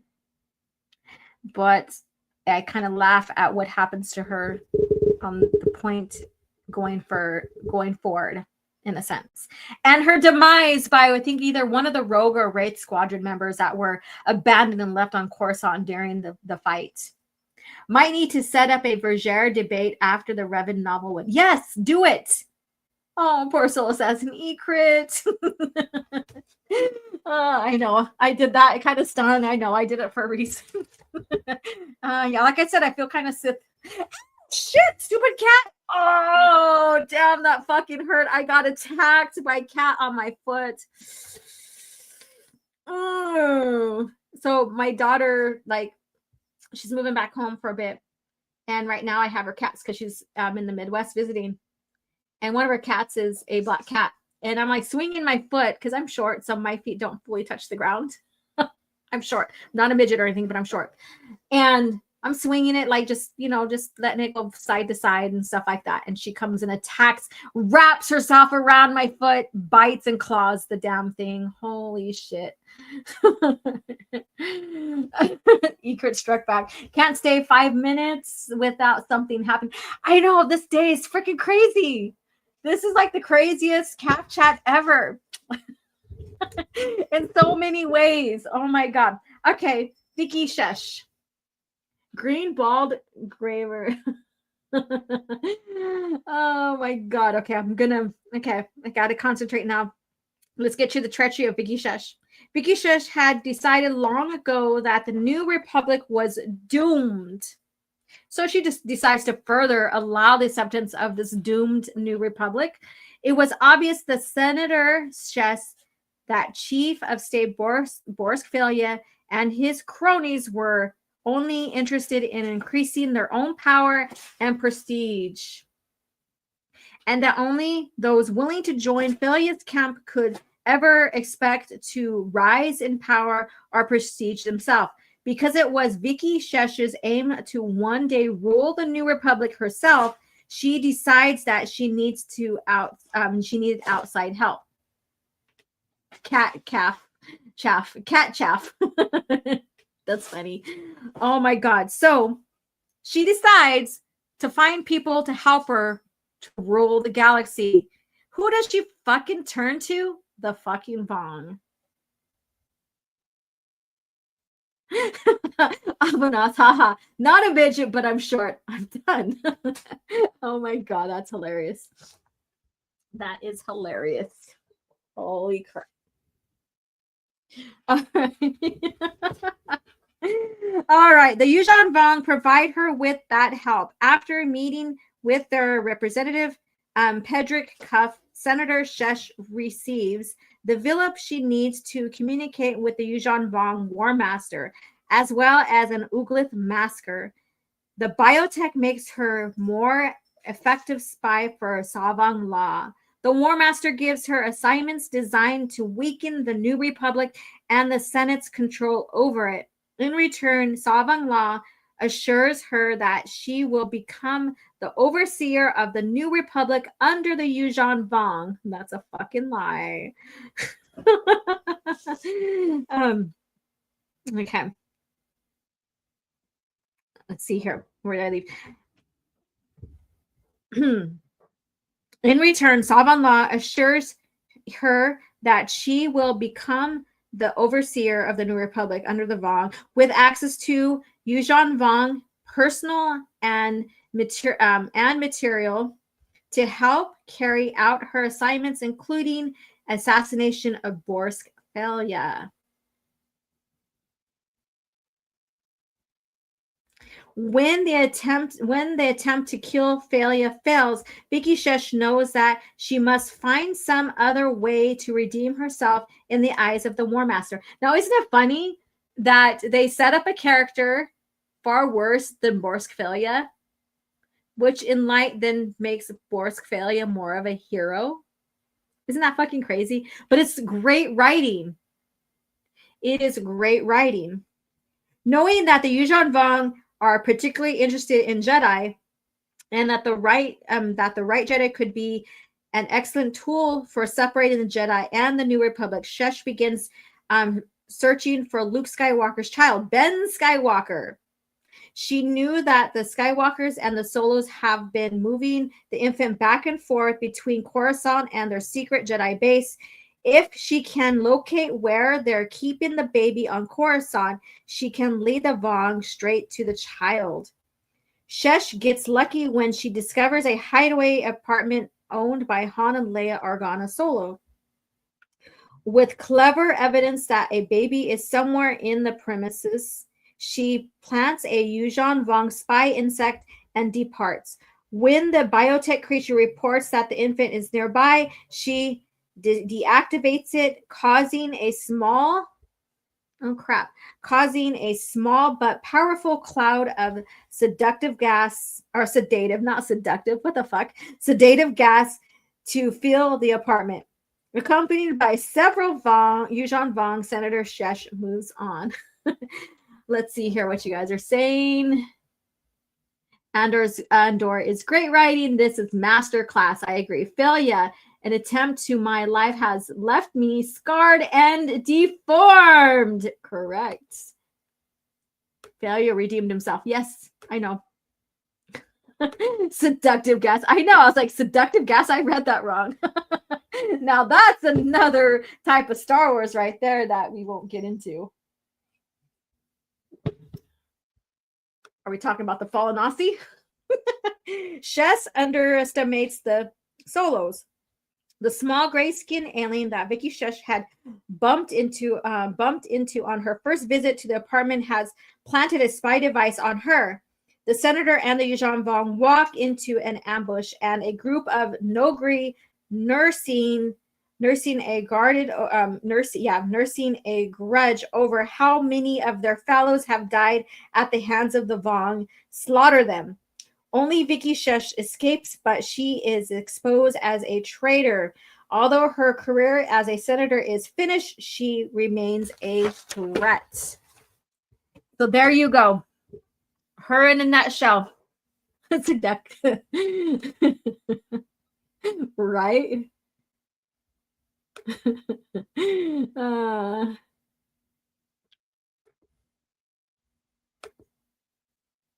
Seductive gas is the scissor fist part. Yeah, so it's always a fun time here with you guys on CAF Chat, having fun with me, making fun of and laughing at in humor with all the shenanigans that happens here, right? You guys are fucking amazing. Thank you guys. So the seductive gas of Star Wars. Pierce, my wallet was closed. I don't give a shit about gun in DC. Oh, okay. You guys are talking about that. All right. Yes, that's another thing in the news. Another franchise, another debate, another franchise being destroyed in the climate under Hollywood. I mean, that we could say that with all the franchise going across the board. The fall of Coruscant. So like I said, there's more than one battle or fall of Coruscant, and that was, where's the battle? No, we're not doing fall. We're doing Battle of Coruscant right now, not the fall. Fall is next week.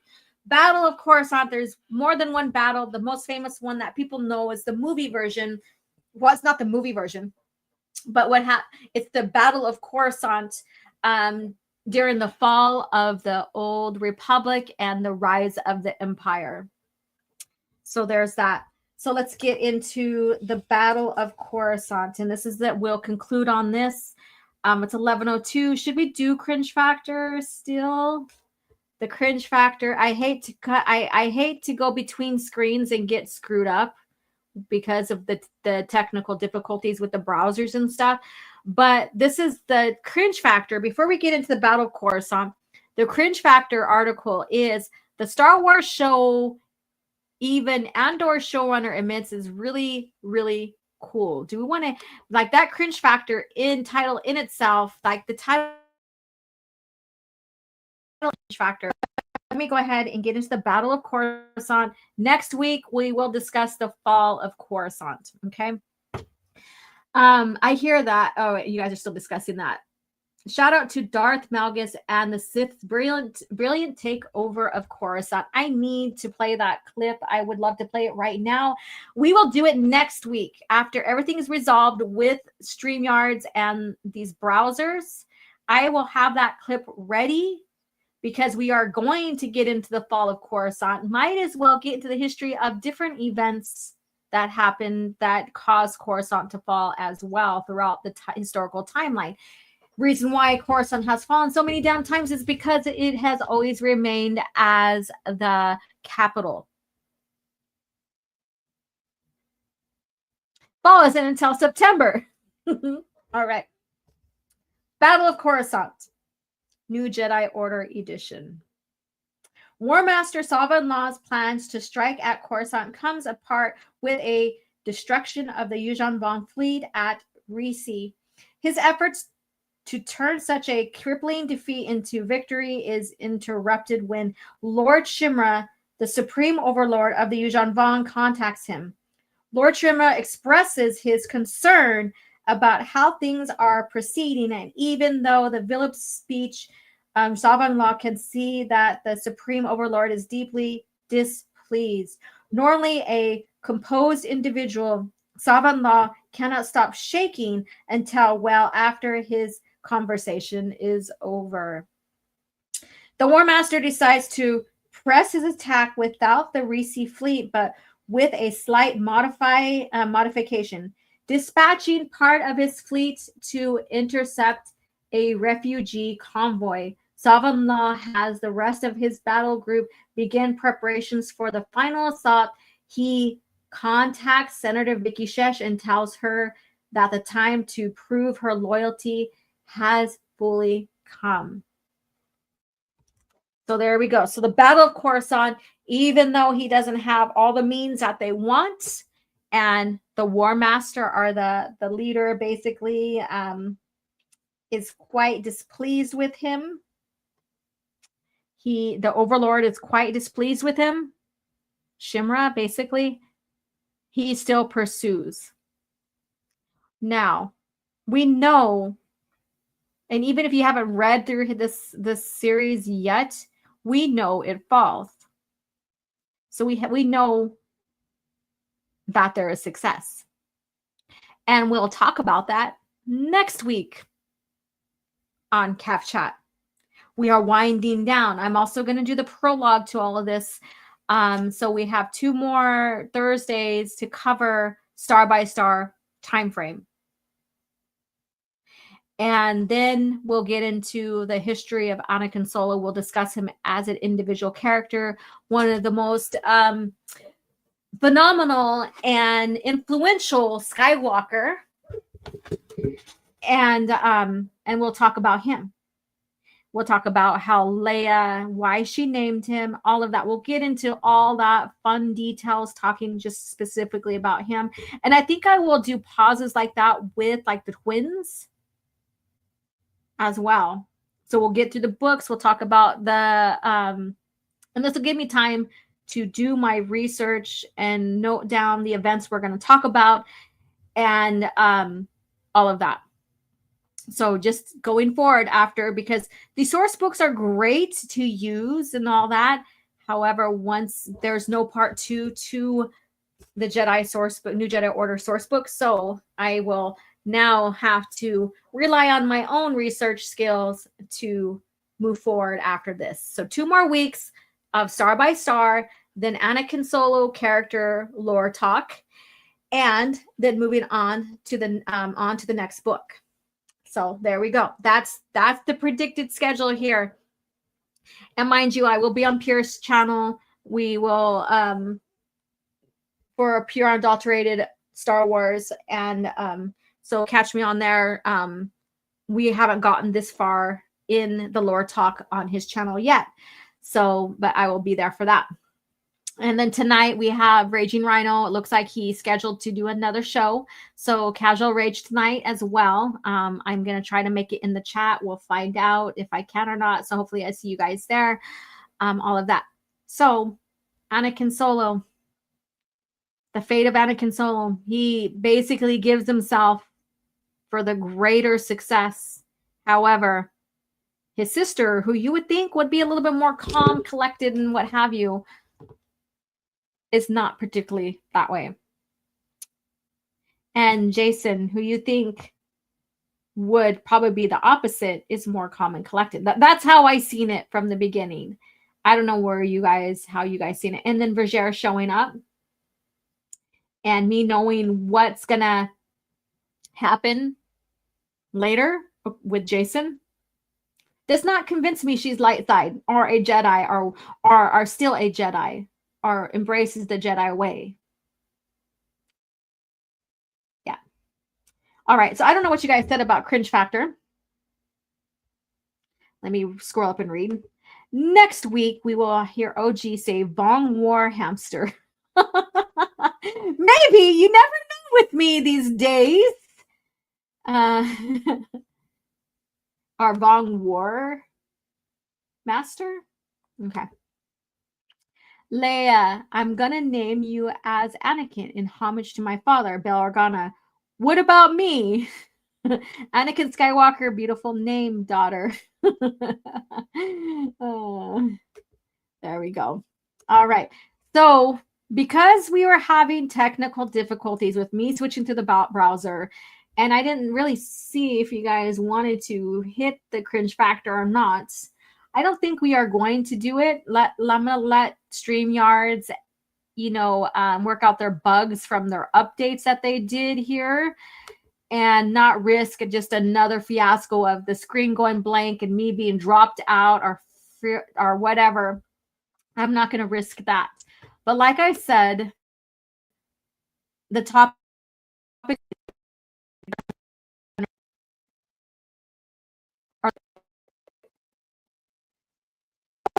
show, even Andor's showrunner. So basically this title does not make sense. The Star Wars show, even Andor's showrunner admits, is really, really cool. So basically Gilroy thinks that Skeleton Crew is really good. So there you go. There's a hint on that. I don't know if I lost you guys. The heck? Hello. Okay, you hear me. It says your browser has lost connection to your camera. Okay, good. See, look at like all kinds of shit's going on. I thought I lost you guys again. So that right there, we are not going to do cringe factor. Not this time around, just so that I don't have any troubles with the browser. So, but let's go ahead. Let me see what I should play. Let's see here. Let's get into, I hate this new arrangement because I got so used to where everything's at, and now I have to get used to it now again. I had fought the worst of all wars and witnessed the redemption of evil. I have seen balance restored to the Force.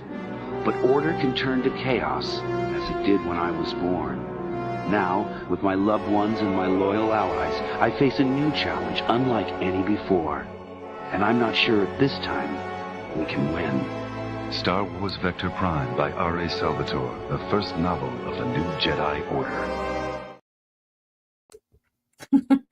The browser provided all the cringe today. It sure fucking did. Oh my god, you guys, that's fucking crazy. See y'all next week. Shout out to Anakin and Ekrit. Yep, and even don't forget about Chewie. Vector Prime. Hell yeah. Hell yeah. So thank you guys for hanging out and putting up with the shenanigans and all of that. And I'm sorry, it's not my fault. Basically, it's not like Han Solo, but it's not my fault. Or no, Lando, but it's not my fault. there was a warning about the browsers, but it was going into other technical settings and stuff like that. But I guess that there's other little hiccups from their update that's occurring. So again, hopefully you guys like the journey, got a laugh out of this, had a good time hanging out here, talking about Star Wars. Keep a note on these weird individuals, a group of people wanting to silence any type of stance you have against Disney, Star Wars. Keep up on it. Keep up and hang in there. Share what you love. Talk about what you don't like. Counter any of these anti-George, anti-real Star Wars, anti-EU people as well. Keep it mature. Keep it logical. Use facts, all of that. But however you do it, just keep up on your stance of keeping George Lucas era of Star Wars in front of you. And thank you guys again for hanging out with me. And all of the glorious technical difficulties that StreamYard has loaded up for us here today. Thank you for Bunt's Books or whatever. I think I got it right. Sorry. For providing those clips for us so that we can go back and remember these important scenes that are happening within the books, within the lore we love so much.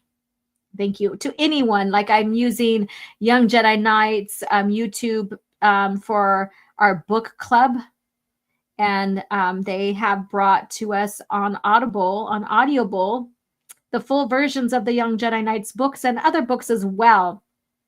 So thank you again to all those who document and keep these books front and center for us to come back to and visit and share and enjoy together. If you have not become a channel member, do it. Join us for the book club. I would love to see every single one of you guys enjoying book club with us every Sunday, 6 p.m.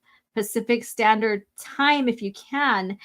And also my goal is to finish up to 3,400 by the end of this month. We're almost there. And then 3,500 plus subscribers by August or the middle of August or what have you. And then 20 plus more channel members. So get the stream out, let people know, let them know the benefits of becoming a channel member. And you also get 10% off the art. And you guys seen what I'm doing, some amazing Star Wars art. You can get it postcard here pretty soon. You can get an actual print of it. And signed by me. So thank you guys again for continuing not only to support the channel, but to support George Lucas era of Star Wars. Join the OG side. Yes, join the OGs. We are the fucking OGs. We have the purists that are our allies. We have the USAs. We have the Grizzies and the Knights of Malvin over there really calling out and showing all the shield side, right? And then purist, he's that beautiful even between, doing both, doing the beautiful work of preserving George Lucas era of Star Wars and then also calling out the shills. And then people on our side. I do a little bit of that here, but that's not predominantly what my channel is about. So thank you guys again for the support, for always being a channel member. And Abu Nas, it looks like you're not a channel member anymore. What the heck's going on with you, sir? He's the one that convinced me to keep up with supporting George Lucas era of Star Wars. So he is the initial one that helped me get started, was the voice behind that. So thank you so much. You know, pay respect where it's due. What the heck, Abu Nas? Looks like you got to re-up on that, sir. And then join us for the book club. Unfortunately, I will be back. I'm between jobs right now. Okay. I understandable. Understandable. Yes, and check out his new album. Cringe Factor is not dead. It's just not going on today because I'm just tired of all the shenanigans with the browser. That's all. That's it. That's all. That's it. And here are the beautiful emojis. Like I said, I think I have one more space for a new one, but the more channel members, the more I can create for you guys. And that means even more George Lucas Star Wars characters being involved in these. Yes, they are basically the cringe today. You are right. Nerd Migos, what's up? You know what? I want to get you guys on for Talking EU interview. I would love to do that here in the future. So you may get a DM from me within this week. All right. See, you guys, I'm setting up times of more lore talk and interviews. And again, I want to do a panel again and maybe review the behind the scenes and all that with the panel, just having fun with that. Yes. There you go. Of course. And Yazin. I almost said Yasmin, but it's Yazin. Hi there. We're getting ready to close the stream now. Come to an end. But we'll be back next Thursday. Maybe I might be back sooner because I still have to finish painting that Bane Sith Eye. So I might do a live for it. We'll see. We'll see. Nerd Migos putting it down on Twitter X. Hell yeah. All right, you guys. I can stay and just mumble and talk with you guys all day, but I have shit to do myself. You know, life goes on. You know, real life. This is like behind the scenes. Life happens. And I need to return to that, to my responsibilities, you know, and maybe go out there and touch grass, you know, because they say we don't touch grass much, you know. So there we go. So let's go ahead and end with this. Jedi is something that came a little later. When we started building Jedis, we had a lot of Jedis, and we needed more and more Jedis. As we were doing them toward the end, we ended up with a lot of Jedis that looked like people that worked at ILM, you know, with these short little haircuts and looked like they stepped out from behind a computer. And so I was saying we have to get more exotic Jedis. And so we only have so much resources to do these things with. But I do have Twi'leks because we use them quite a bit in other areas in the Senate and as background action. So I have a sort of a wardrobe and a setup of certain kinds of characters. So it was a way of reinventing some of those characters. And I had realized that we had a comic book that has a Twi'lek in it that is a Jedi. There's a whole series actually of her. And I said, well, why don't we put her in this? I mean, she's a comic character, but we'll just fit her in and have her be a background character because that's exotic. That's how the Twi'lek Jedi ended up in the backgrounds of these shots, was to try to use some of the work and effort that the guys in the comic book world had put into things and characters they had created. What happens when you, especially when you're making a science fiction film, but almost any film, you're working with limited resources, and you're constantly sort of bumping up against the technology that you have. Cinema is an extremely technological medium. So you're defined by those two barriers. One is resources, one is technology. And Star Wars especially bumped up against those. So I was never really able to tell the story that I wanted to tell. I had to self-censor the story down to something I knew could be done given the technology I had available. And I would push it occasionally. I'd develop a way of panning in outer space. I would develop a way of creating a 2.5-foot high character that could act. And, you know, really, so at that point, really challenges. And especially with the first film, I had very limited resources. I mean, the budget was $9,999,000. And for a film of that scope, it was, you know, almost an impossible exercise. I was used to it. I mean, the other movies I'd made had all been under $1 million. So I could sort of deal with that sort of thing. But at the same time, I was frustrated. And I got the film finished somehow. But it wasn't finished to the level that I'd want it to be finished. And there's a saying that films aren't well, I guess there's a saying among directors that a film is never finished, it's just abandoned. And for other directors, it's the film is never finished. They just finally take it away from you at some point. But no matter how the story goes, the director is usually left frustrated and not feeling that he's been able to complete his vision, or it's been altered one way or another. And so later on, I had the opportunity when we were thinking about reissuing the films for the 20th anniversary of Star Wars, of fixing them up. And I said, well, this is a great chance for me to experiment with the new technology and see if I can do the prequels, and at the same time fix a lot of things that I was really frustrated with the first time around with Star Wars that I couldn't complete properly because I didn't have enough time, money, or technology to do it with. And so that was a great experience for me. So the final version, now the DVD version of the films, when they finally get out there, will have all of the nuances that I've been looking for when I first did the films.